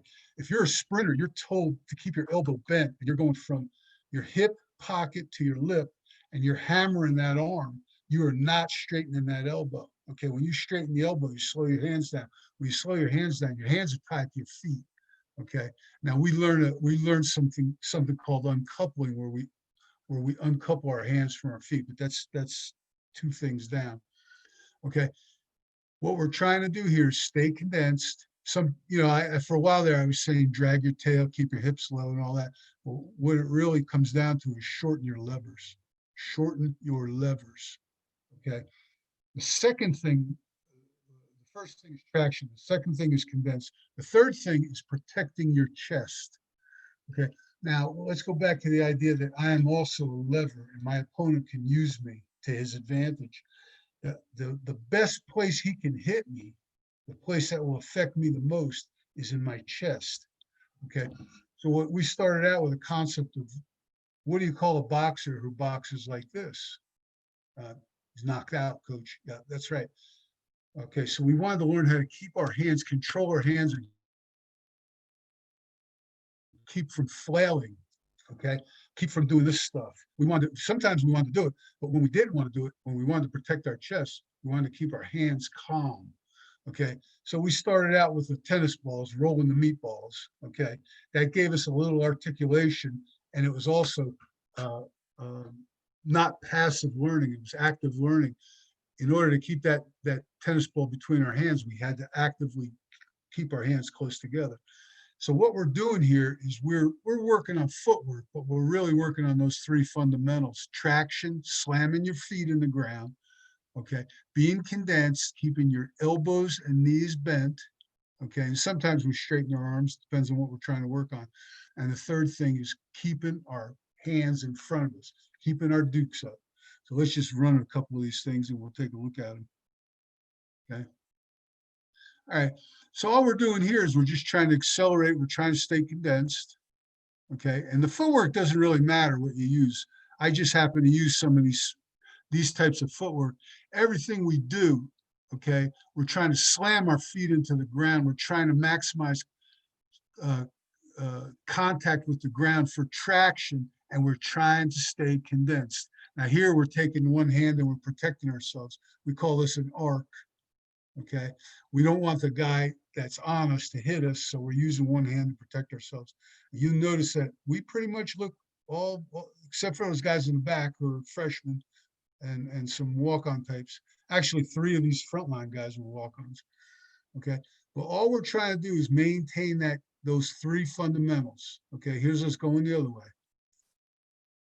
Okay, I was always kind of proud of watching these things because everybody kind of looks the same. Okay, and I got this. I might as well say this now. I got this from Wylie, from Coach Wylie, the idea of the course line.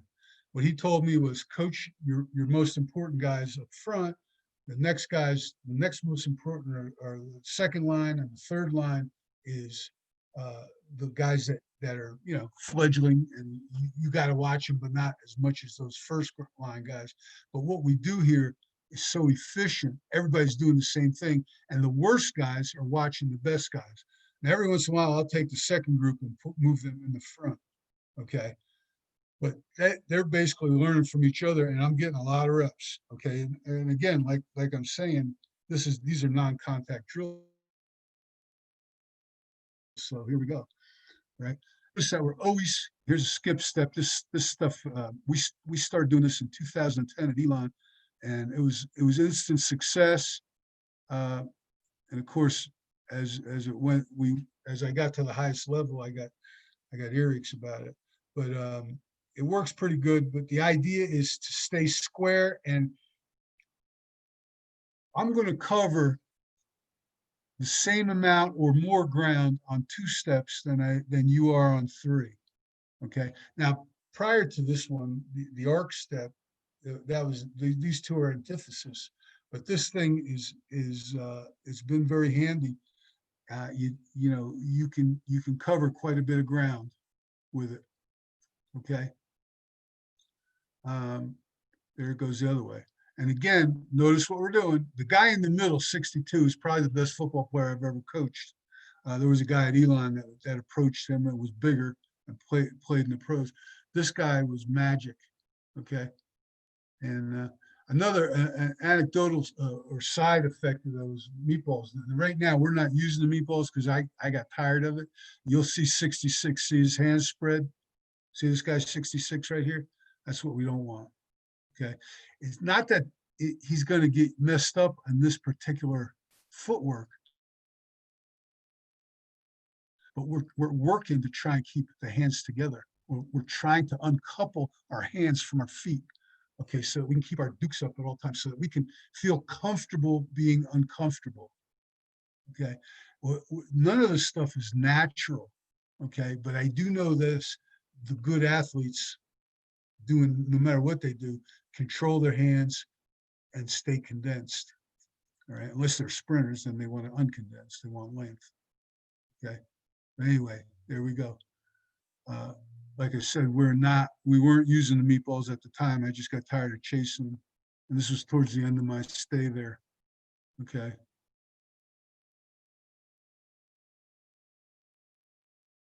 And various steps. I don't know why this thing's doing this. Okay, what we're trying to do there, we're trying to gallop. Okay, now let me tell you about gallop.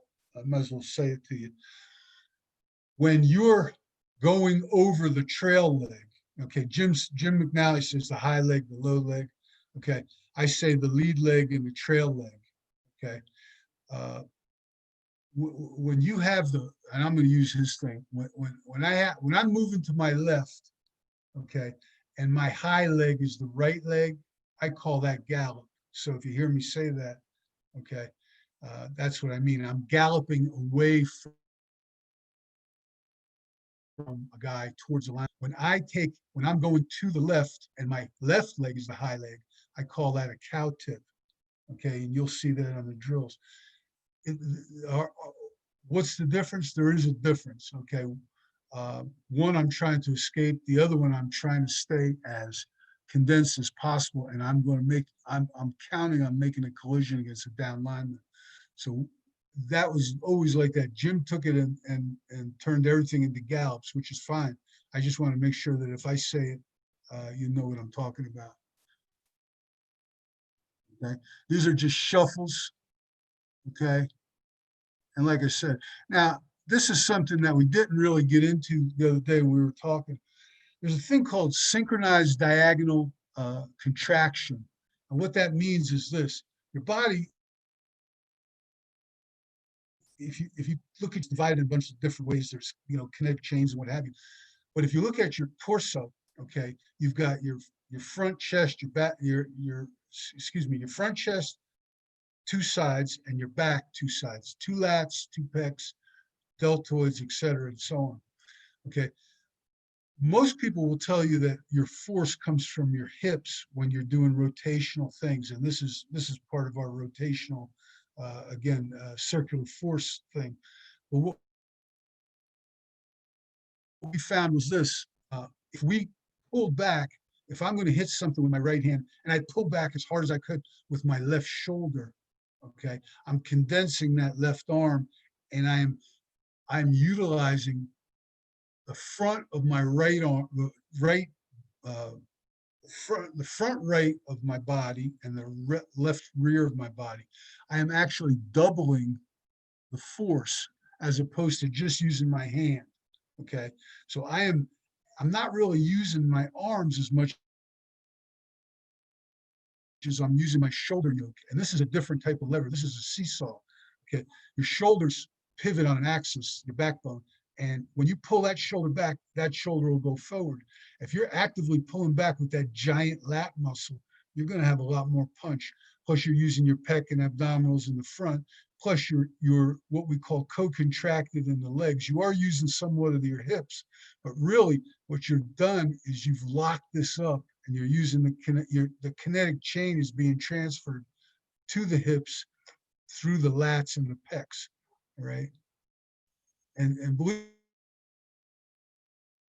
me when I tell you, I was an English guy in college. I learned this stuff from watching players, just like everybody else does, and also working on cars and things like that, motorcycles, tools or levers. But anyway, what we're trying to do is we're just trying to jam, and we're violently trying to pull the shoulder back. There it is. There's a shot right there. Okay, this kid was pretty powerful. You can see the elbow come back. Okay. Now we're doing exactly the same thing, but what we're doing, okay, there's just little jabs. There's a hard punch. Okay, little jab, hard punch. And this is a hook. Now, I want you to think of Mike Tyson. Would you say that he's a long, lengthy athlete, lanky? No, he's condensed. And if you can get the video of him sparring right now at 50 years old, when he's throwing hooks, his shoulder is locked. His elbow is locked. That's what we call co-contraction. His bicep and his tricep lock his elbow, and his pec and his lat lock his shoulder. And he pulls that body, and he's hitting you with his torso. He's hitting you with that twisting motion of the torso. And he is transferring that force, okay, through this locked arm into that body. Not hitting with his arm. you can hit a ping pong ball with your arm. You can, hit a speed bag with your arm. But when you hit that heavy bag, you don't slap it. I don't even say strike anymore. I want those guys to understand the kinetic chain. So the kinetic chain is part of your hip, okay, and that co-contraction of the arm and the synchronized diagonal contraction of the pec and the lat.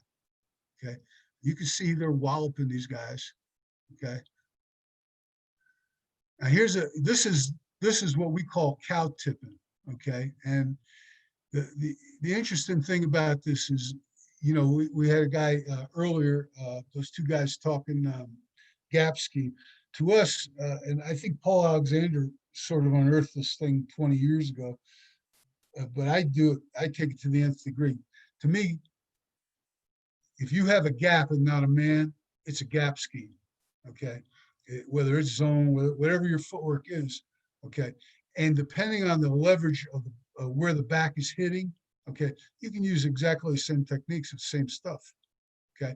But in this particular thing, what we're trying to do is create space, okay, and keep that up leg up so that we can escape in the other direction, okay? So we're escaping now. If you look at this, okay, if I'm the backside tackle, okay, in tight zone, or I'm the front side tackle in duo and I'm going to the front side spot, linebacker, I need to keep my right leg back in order to escape, okay? And there's another component here, because I stay so nicely condensed, okay, I'm going to be using what I call avalanche or gravity, okay? Most of your force when you're moving around as a two-legged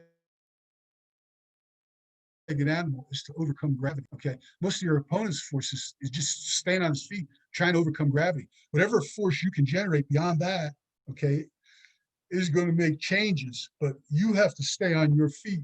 Well, what we try to do as we go, we try to condense so that we use, it's almost like a fulcrum idea.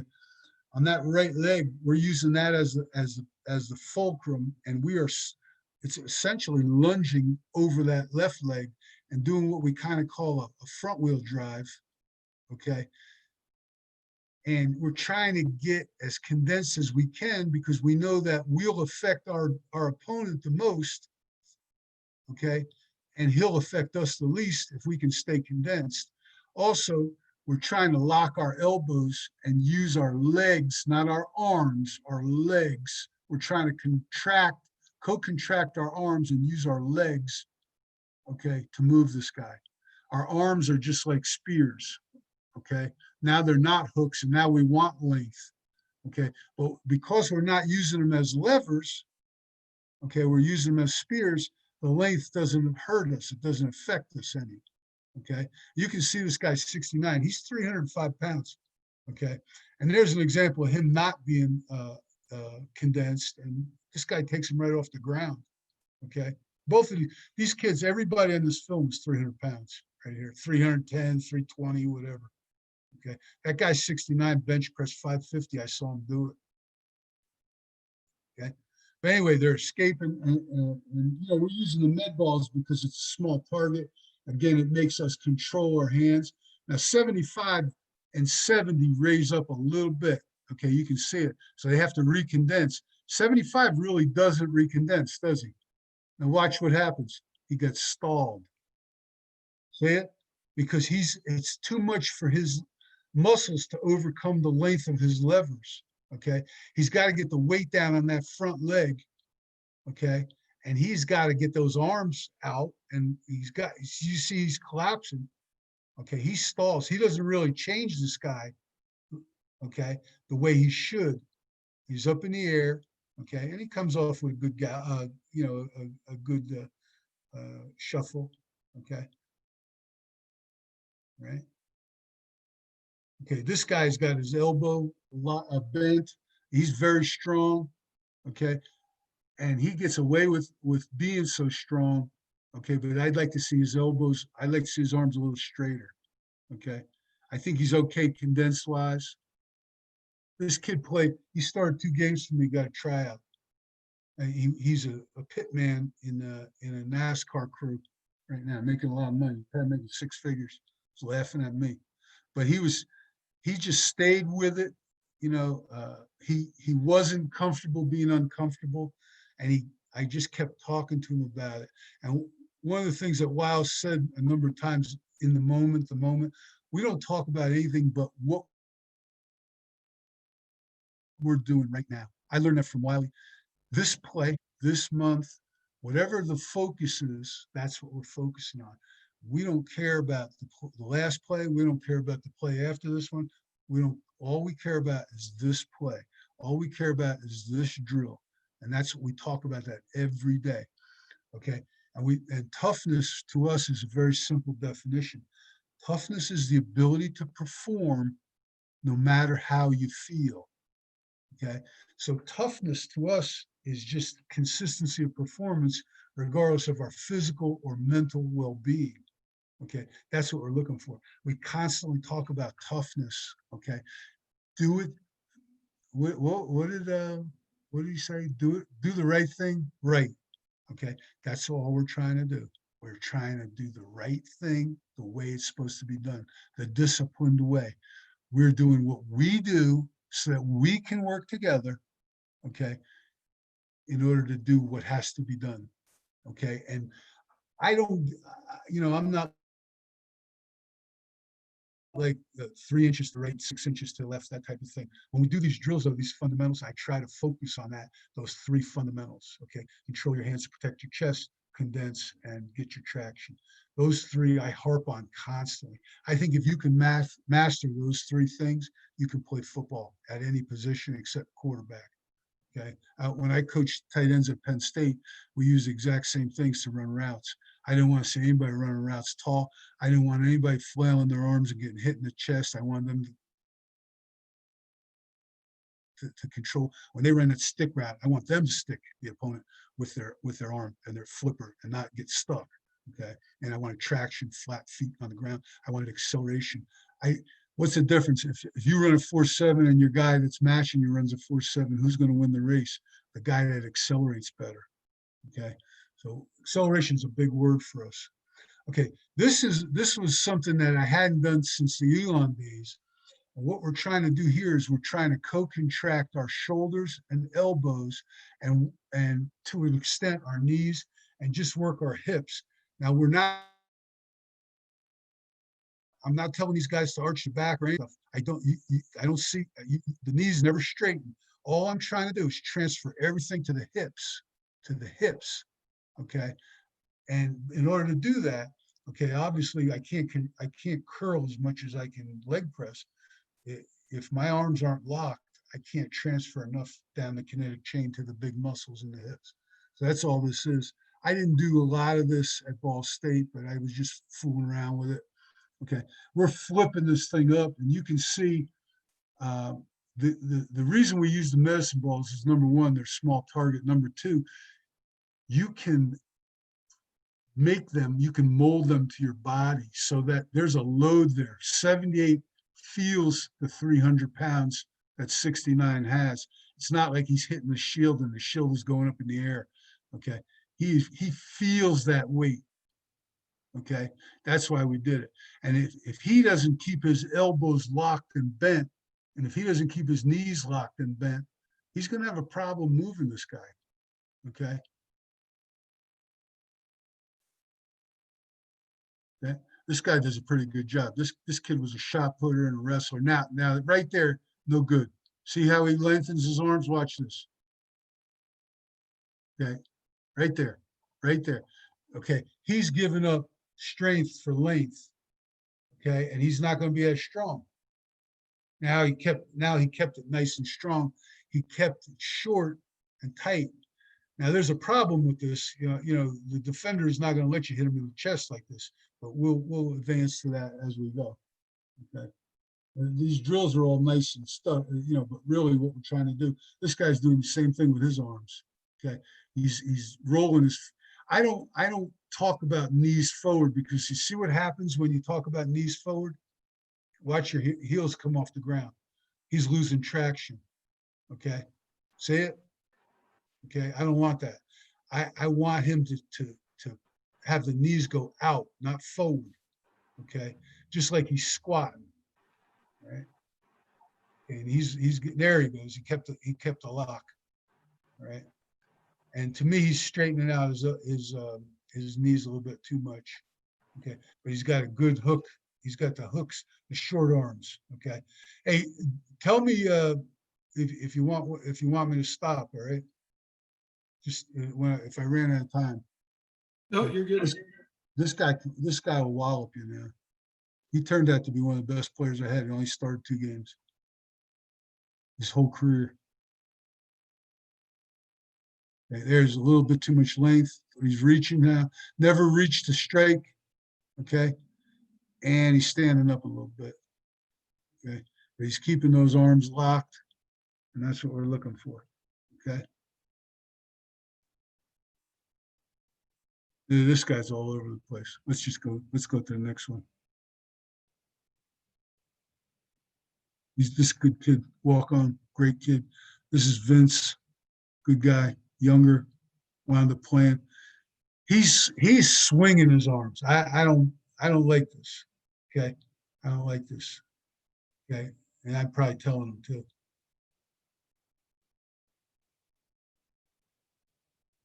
Okay, this is what we started doing. This this is scooting, by the way. And if you use scoot footwork, okay, if you're one of these guys that like scoot footwork, never do it on air. Always hit somebody. But if you can look and see, he's got his haste, okay, his right hand place. Well, we started the reason for scooting was how do you get in front of a guy? How do you cover a guy? Okay, and to us, cover meant to get on his far number. Okay, get in front of him, get our feet in front of him. Okay, and get our headgear past his, get our stripe past his stripe. That's cover. Okay, and we started to use what we call mixed hands. Okay, so instead of keeping okay, like we're holding the meatballs, we started to use that extended hand, and then we would bring them together afterwards. Okay, and it worked pretty good. I liked it. What we, and I went around and around and around with Jim with this, and to me, if the defender comes right at him and he's got a long arm, it's very easy for him to shorten that arm up. Okay, in other words, if he's stretching that arm, that what we call a stop sign, okay, if he's stretching that stop sign out and the defender attacks him, okay, then he can very easily get into the strong position with both hands, no problem. Okay, if the defender tries to run away from him, it doesn't matter. He's going to throw that guy. He's going to tear him anyway. If the defender comes straight ahead, okay, violently, he's got a little bit of nudge on him. He's got a little something on him to slow him down and kind of pull himself in front. Okay, and then he can apply the strong arm or the trailing arm. Okay, scooting, by the way, is 2 bucket steps. Okay, let's see. You can see that green and red. Let's see if this guy's any good at this. Okay, okay, his second step, he's gaining. Now, I'm going to tell you right now, I don't mind this when the defender as passive, which I would say this defender's passive. Why take another scoot step when you can just go get him? All right, if you can get in front of him, who cares? All right, and we learned that over the years. If you scooted, if you took 2 bucket steps with both feet, okay, you might be too far behind. Now this is what he's doing here is he's matching. He's not trying to cover. He's just trying to get the man between his feet. Okay, that's all he's trying to do. He's got leverage. Now he's going to scoot.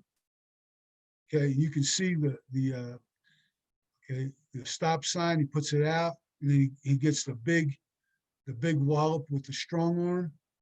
Okay, I like this a lot better. Okay, he's still gaining, but some of that is the defender not coming across. Okay, freshman defender, and now we're just doing basic flipping.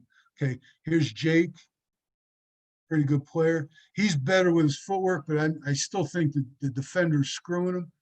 Okay, he's not gaining with that second step. He's gaining with the third, and he's making sure that he's getting in front of this guy. Okay, he's making sure that his feet are in front of his feet. I'd like to see his stripe. I like to see his head go past the stripe a little bit more.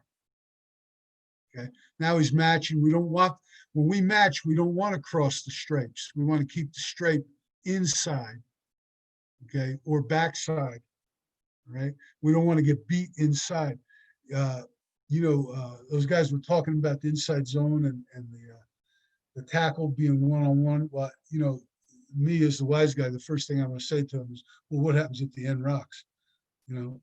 So this thought process here was, when you don't have as much help as you'd like to have, you are going to keep the stripe inside.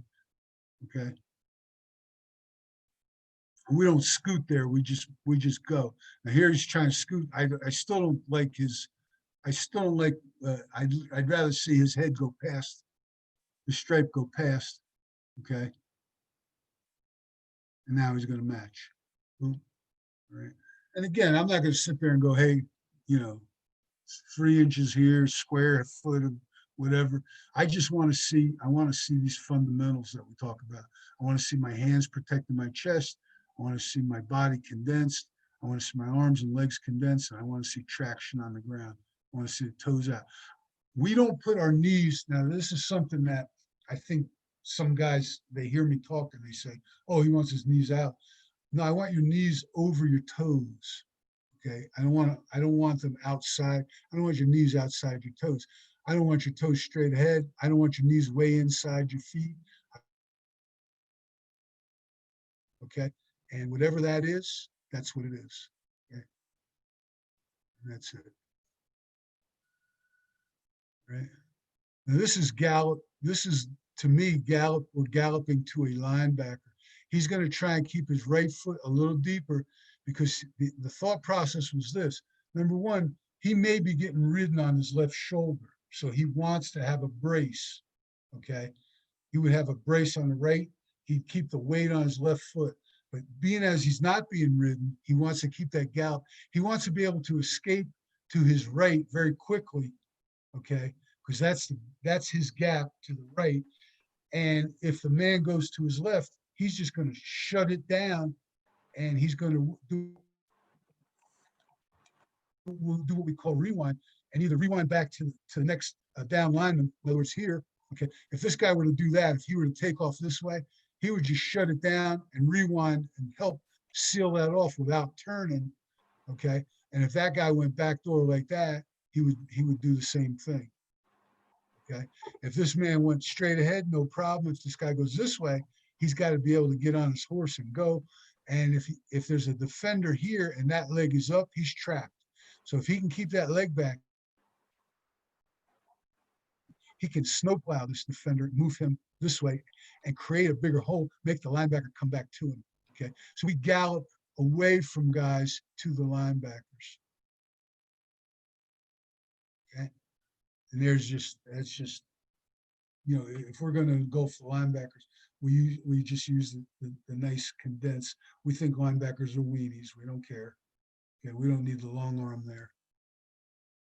Okay, we just want to make sure the linebacker can't hit us in the chest. Okay, kind of looks nice, doesn't it? Here he is on the grass.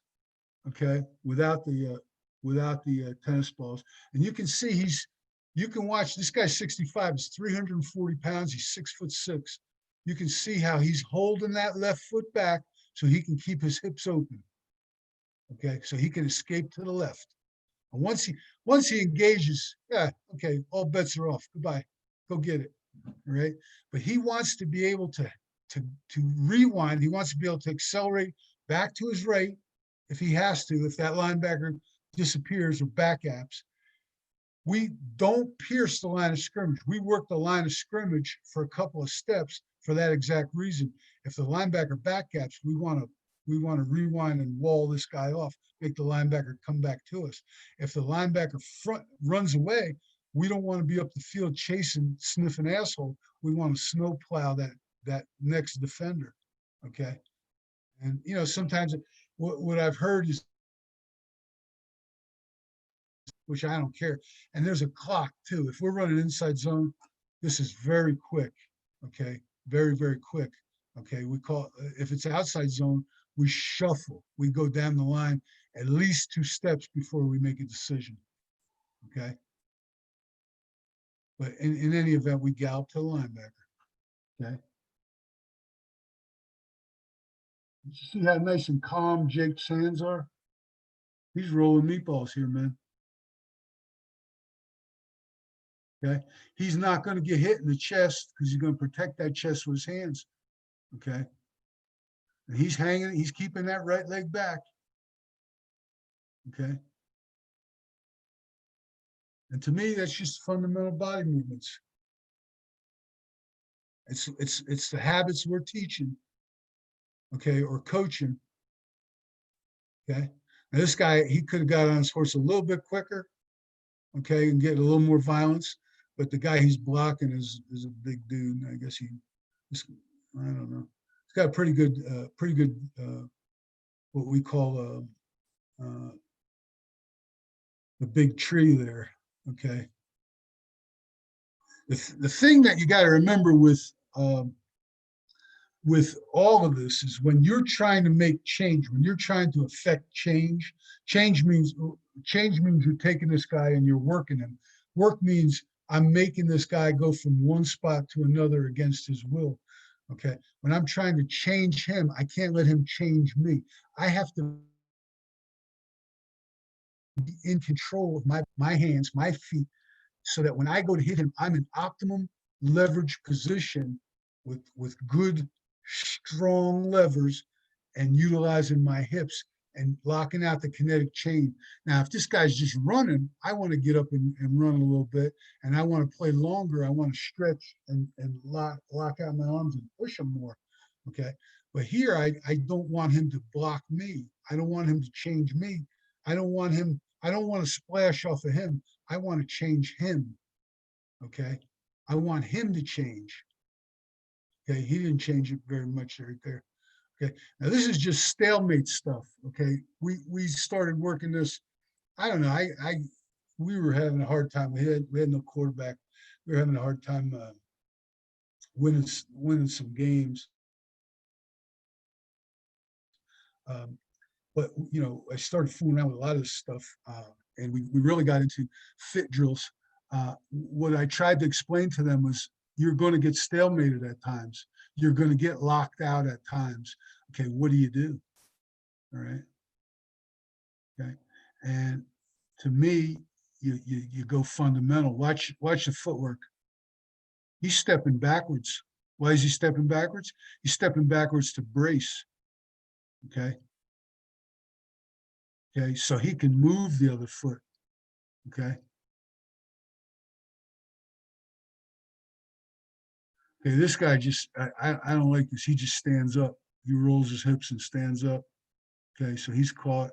This guy's okay. He's okay. Stands up. Okay, now this is throwing. Okay, and this could be run or pass. But basically, if you are actually going to throw, if you're going to torque somebody, actually torque them, okay, you have to ground both feet. Okay, a shortstop fielding a ball and trying to peg somebody on first base. Let's say he's avoiding a double play. He's making a double play. He's avoiding a runner. He has to jump up in the air and throw that ball. Well, coach, he's making torque. Well, the ball only weighs like what, 8 ounces? Okay, this guy weighs 300 pounds. If you don't root both feet, you can't develop any torque. Okay, you can't do it, right? So you got to get your feet on the ground and root those feet. And then when you throw, you can see Jake here pulling the elbow. Okay, and what we're telling them to do is we're telling them to put their left hand on the man right here, and let me see if I can get it back here. Okay. Put the left hand on the man. What is this? Is this slow forward or fast forward or what? Backwards? Okay. Starts with his right hand off and his left hand on. Okay. Now, what he's going to do is as he transfers the hands, okay, he's going to root both feet and throw. Okay. And when he does that, he pulls the elbow and shoulder, the left shoulder and elbow back. Okay. This guy stands up a little bit, but it doesn't matter. He's got what we call the handle. He's got the armpit. Okay. He's got it. All right. And I don't think he does a great job of staying condensed as opposed to this guy who stays condensed. Okay.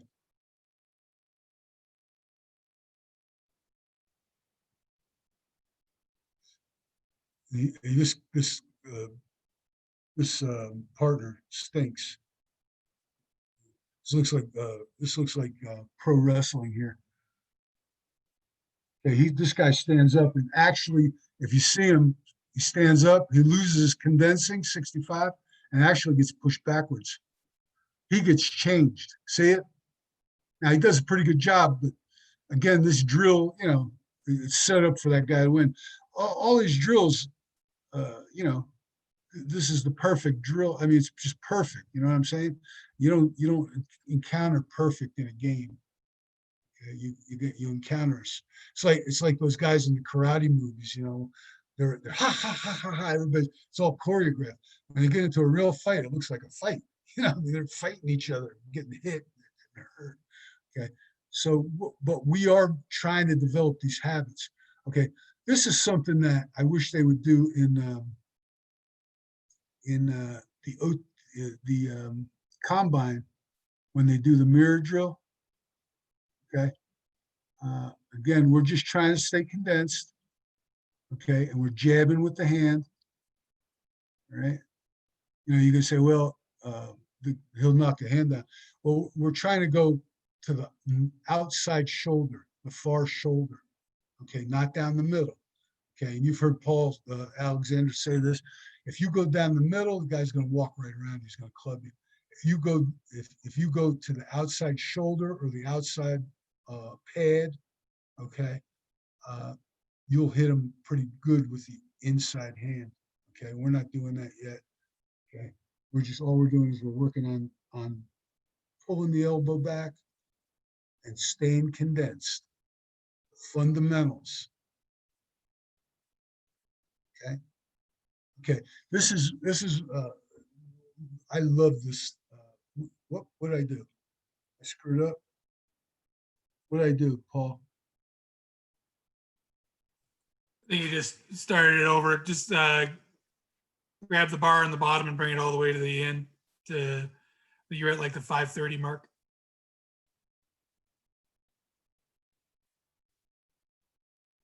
Okay. Now we call this the wrench.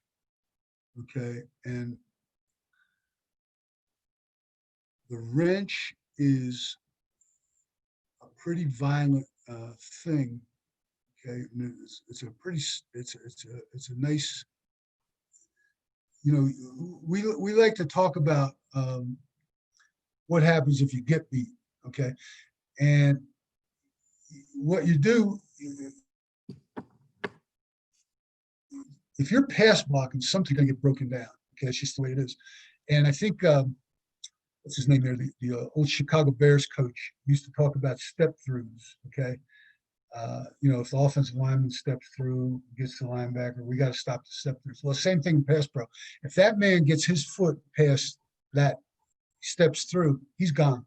There's nothing you can do about it. Okay, what we do is we put the guys in a disadvantaged position. Okay, where he's already halfway to the step through. Okay, right there. So their feet are next to each other. Okay, he's already got the step through. We said, go ahead and put your hand in front, and you're going to lock that elbow. Okay, and what you're going to do is you're going to, and everybody thinks we're wrenching the guy. We're not. We're wrenching ourselves in front of the guy. And what we're trying to do is pull ourselves back in front of this guy if you add your weight to him, okay, all of a sudden he's got more load than he thought he had. Okay. You just think about it. Somebody hands you a 300-pound sandbag, it's going to slow you down. So we're just trying to slow him down and add as much weight as he can and give a little ground because he's already got the step through. Give a little ground, okay, and get back in front of him. And then at the same time, wrench ourselves in front of him. And then and as we do that, hit him in the hip as standard operating procedure. And then, slide the hand. Back in the day, I mean, I did this everywhere. I did this at UMass. I did it everywhere. We would slide the hand up into the throat area and dump the guy on the back. This particular guy had some video of doing that. I wouldn't let him do it to you. I wouldn't let him do it to our defense because we usually in the scrimmage, we would fight. But they do it in games and get away with it, especially the centers and guards. Okay, but the wrench is once you've gotten into the fundamental position, you own the guy. Okay, it's pretty easy stuff. Okay, but you gotta understand two things. Number one, do not uncondense. Make yourself heavy. Number two, wrench yourself back in front of this guy. Okay? And you got to co-contract that shoulder and arm. You can't flop around with that arm. So this guy kind of loses it a little bit right here. Okay. He doesn't have nothing. These two guys. This is like, I should have cut these out. Two schmucks. Okay. This is not what you're looking for, right? Okay, they don't even start right. Look at their feet. Okay. Okay. But you might as well show you bad ones too. Okay. This is a guy that kind of uncondenses just a little bit, okay? But he's so strong, and he really is about 320 here. He's able to wrench himself in front. And once he gets in front, it's over. Okay.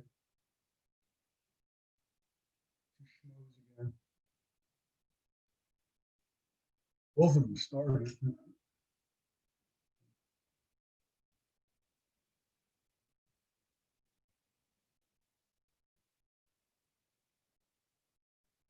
Okay. Now this is something that I started to do at Ball State. We did it against Texas A&M. We did it against the first three teams. We rushed for like 250 against Texas A&M in their stadium. Okay, but I didn't understand it. All right, I thought it was a strike. It's not necessarily a strike. What this guy is doing is he's protecting his chest and protecting his gap against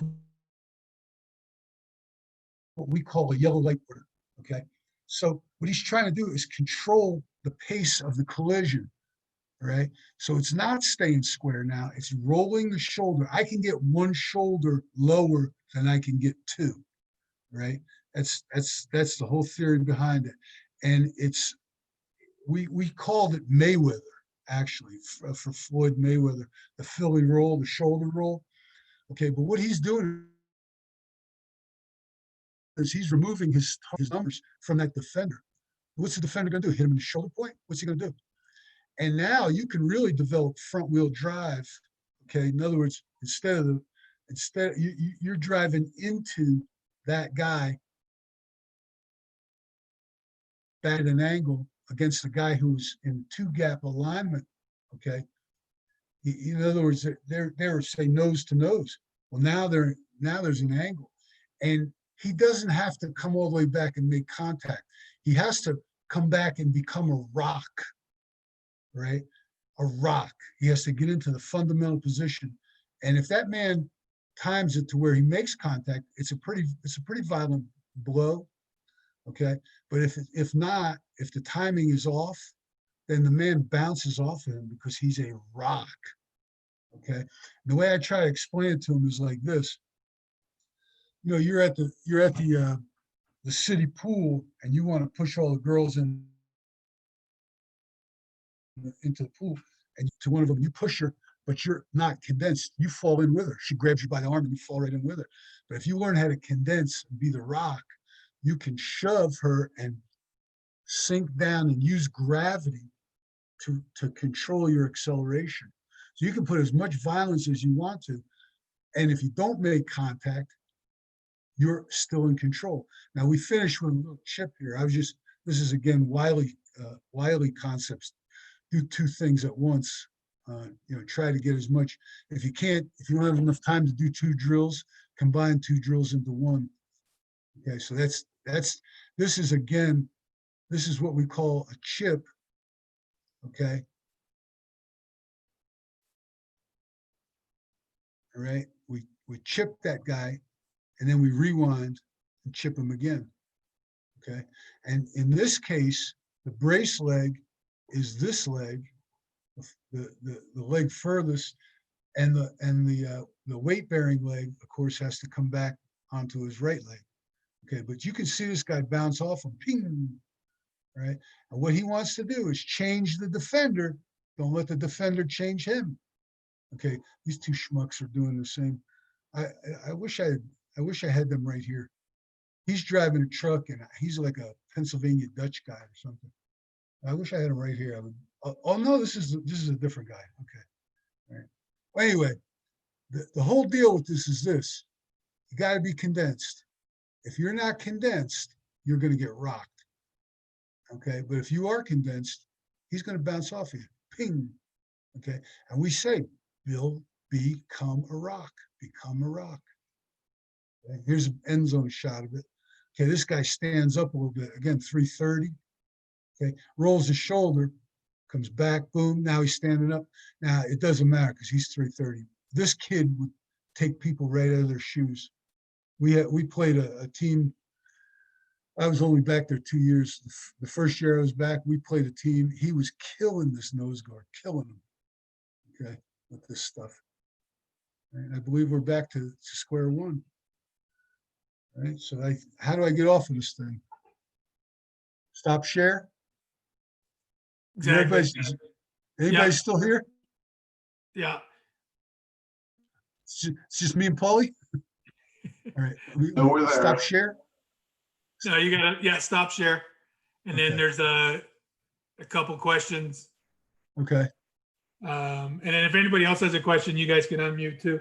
So the first question is, are you having all the players skip versus scoot on the wide zone? All right. Skip was really it was a backside, what we call an Apache area on the wide zone. Okay. We don't want to skip. And actually, I would consider skipping if I was uncovered on the front side. The problem with it is you're too fast. When you skip, I can have a guy that's leveraged on me a gap, and I can skip right around him.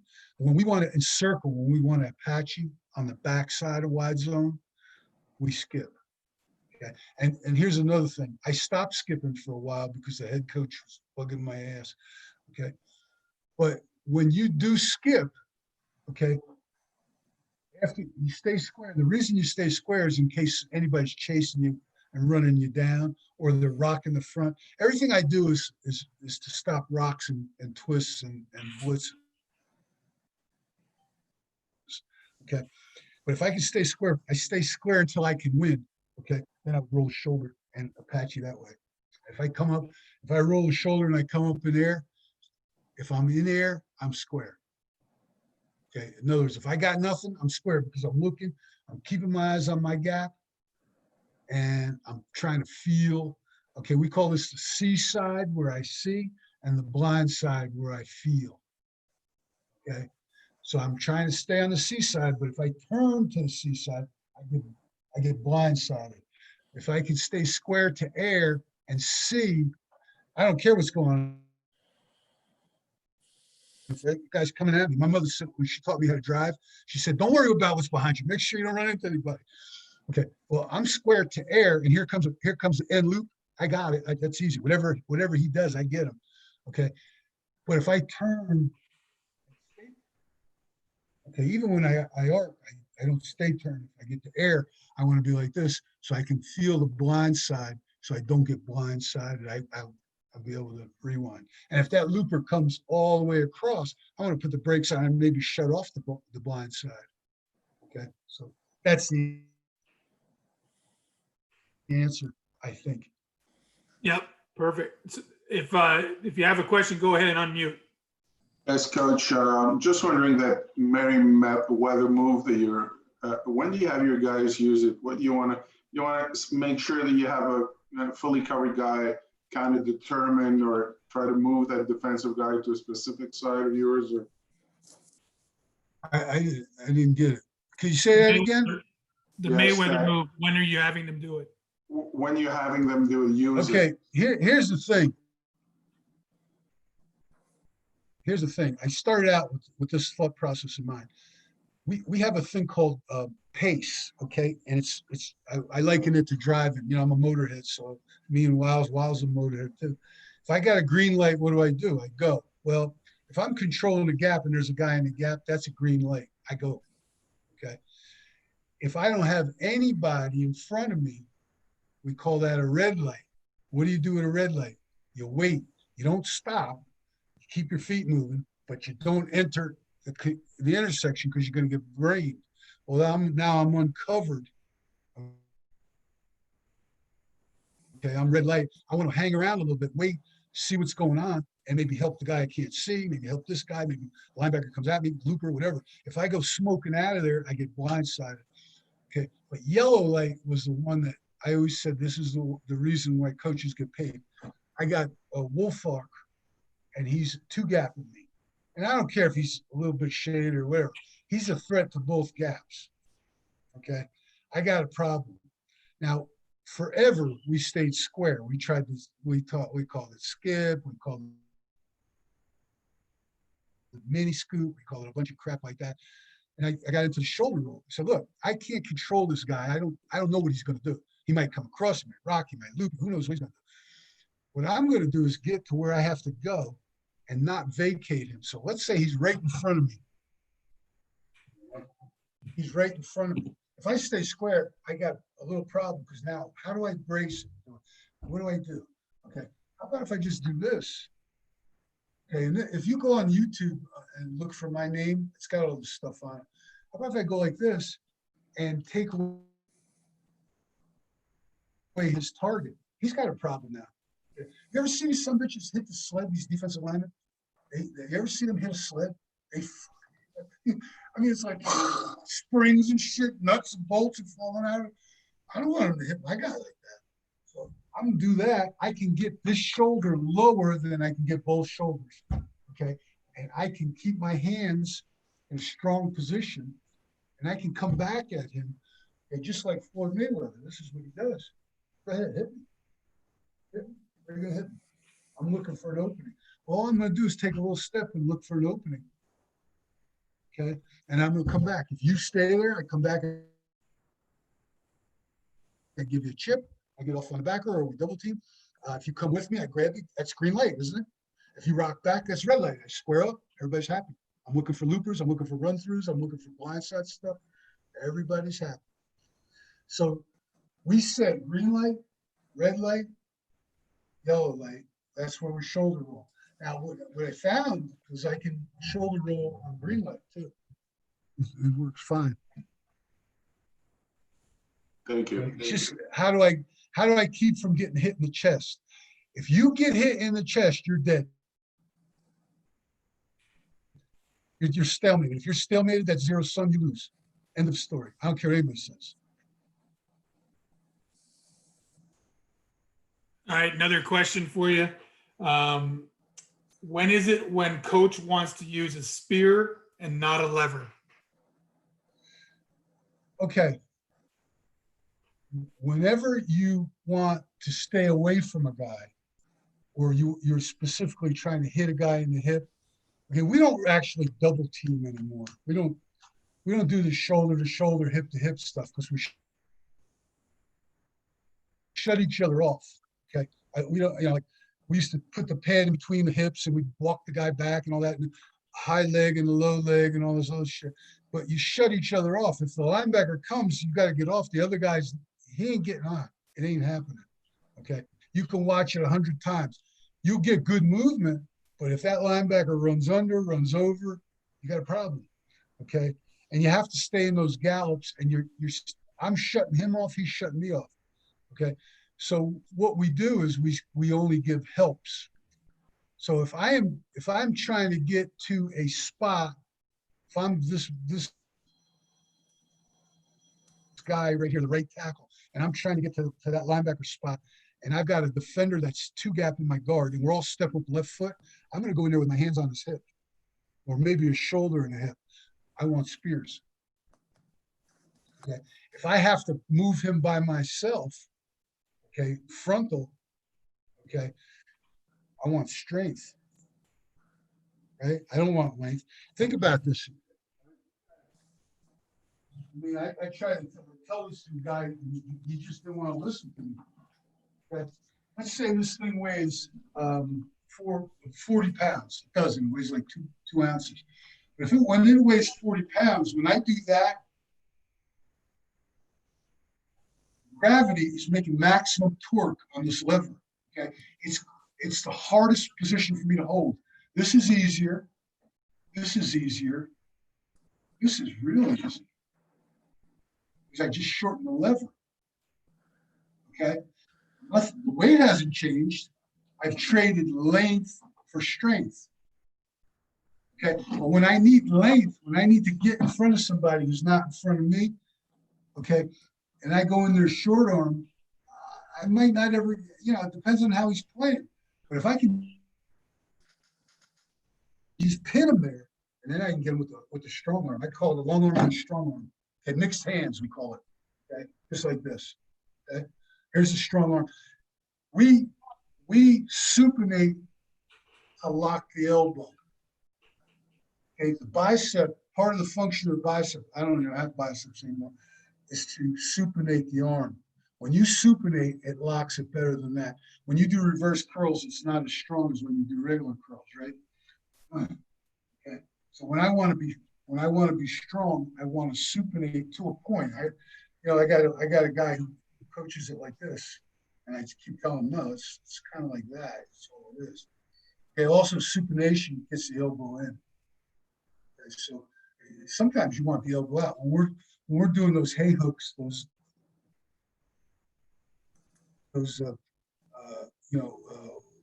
hay bales. Okay, we want the elbow out. You don't want the elbow in. Went out. Okay. I'm going to pull this elbow. Boom. Okay. So when you want strength, shorten up the lever. When you want lengthen the lever. If I'm just going to shove this guy in the hip, okay, we call this a hammer. Okay, we don't actually strike him. We block it out and try to. I used to use the word avalanche. We try to fall. Does that make sense? Yeah, Did that answer your question? I think it does. All right, and then Wild question for you. Do you have any new wrinkles or thoughts on duo? Any new wrinkles or thoughts on duo? Well, in my own little brain, okay, I think that duo is run the best versus a bubble. That's what we originally had designed it for. Okay, was running it versus to a bubble defense where you got the shade so we could double the shade to the backside backer and read the front side linebacker. Okay, now you don't get many of those defenses up in Canada. You get a lot of the even front defenses. Okay, so the double takes place with the 3 technique to the first backer, and the center works back to the second guy. Right. The only wrinkle that I would probably put in it, okay, would be I would add a tight end, okay, to it, okay, and then go from a tight end set and with the slot into the boundary and run it that way. Okay, that may be the only, okay, other than that, most of the wrinkles will come with you guys up here with the motions and doing all that other stuff, okay? But don't try to what's the word I want to use? Don't try to overcoach the play. Okay, get the 2 double teams and then let the back figure it out. Okay, but the original design of the play was versus on under defense or a 34 defense, and then I always coupled it with, not always, but most of the time I coupled it with a play we call twin. All right, so for 6 years at the Bears, we only ran it one way. We ran duo to the right, and we ran twin to the left, and we packaged both plays together. Okay, and if the backside guard could block down on the A-gap player, then we would rather run twin. Twin was pulling the tackle. Okay, tight end based up, and the fullback always had the Sam. Wherever the Sam lined up, the fullback had that guy. So we made it real simple. If the front side guard was uncovered, run duo. Okay, if the backside guard could block down on the A-gap defender, right, then we would run twin. And for 6 years, we ran it one way. Okay, that was it. We didn't ever, I didn't say never, maybe I ran it to the left once or twice, but we were basically running it to the right. Okay, and for 6 years, it's finished in the top 3 plays in our run game. We couldn't make it really more simple than that. Now, what we did with it is we had a duo where the tailback carried the ball. Okay, we had a duo where the fullback carried the ball. I mean, excuse me, we had a twin where the tailback carried the ball. We had a twin, okay, where the fullback carried the ball. We had a twin where one of the motion receivers would carry the ball, okay, and we had a twin with a quarterback. Like if we went to a bunch set, fake the toss, and the quarterback would come back out of it like a naked, right? He'd follow the tackle and be nobody there. So when we were running the twin that we put with the play, we would run it off a lot of different formations. We could still run dual, but we run twin back the other way. But what twin did we run? Did we run with the receiver? Did we run it with the tailback? Did we run it with the fullback? You know, we run it with the quarterback. That was a wrinkle for us in the dual play. That makes sense to anybody? Yep. Wouldn't overcoach the play itself and try to get too fancy with it because it's a physical ass kicking play. And once you start trying to finesse it, this never works right. Anybody else have any questions? You can go ahead and unmute. Ed's trying to unmute. No? John, hell of a job, buddy. As usual. Hey, I got a lot out of your deal. You know, just the Was their brain tonight? I didn't talk about it. the esprit de corps is everything, man. You know, we say, you know, what's the difference between no? What's the opposite of love? Indifference.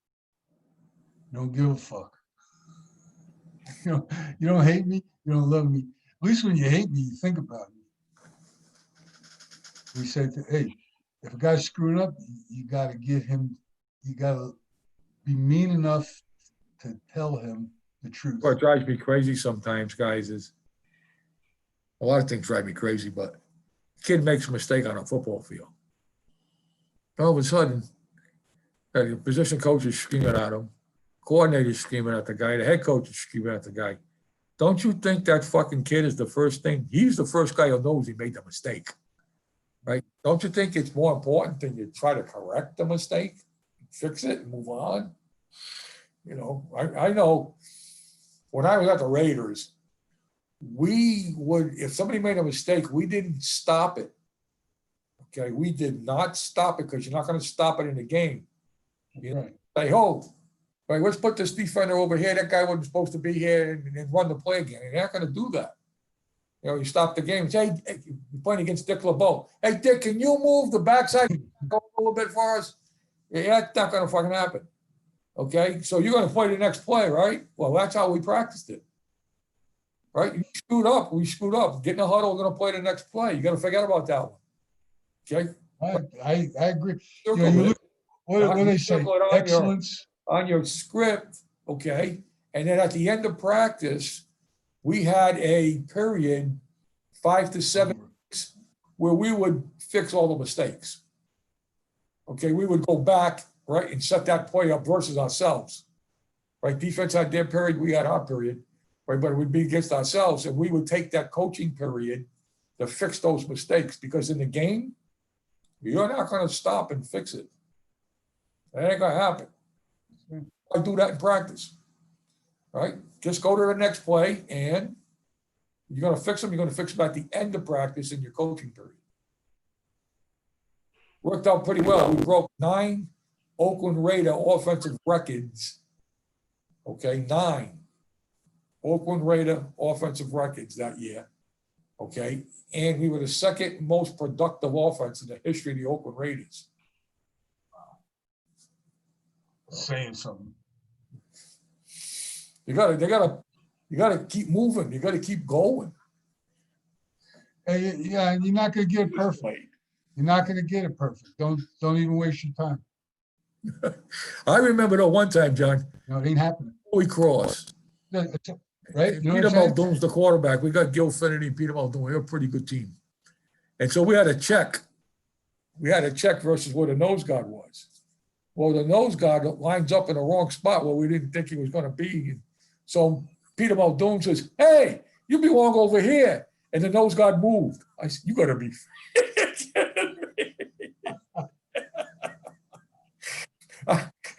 Just how dumb can they be, right? Hey, Wiles, and you don't have to coach them on a bad snap, right? Because everybody else in the field will tell them. Say that again, Paul.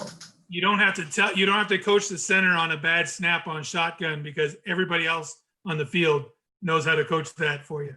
Oh, are you kidding? You know how many line coaches there are in North America? There are millions. Actually, there are millions of line coaches. And everybody can coach the offensive line until they have to. Yeah. Once they 5-man protection. it's like the coordinators. Well, shouldn't he do 5-man protection. fuck up? Protect the football. Right? Just shut up.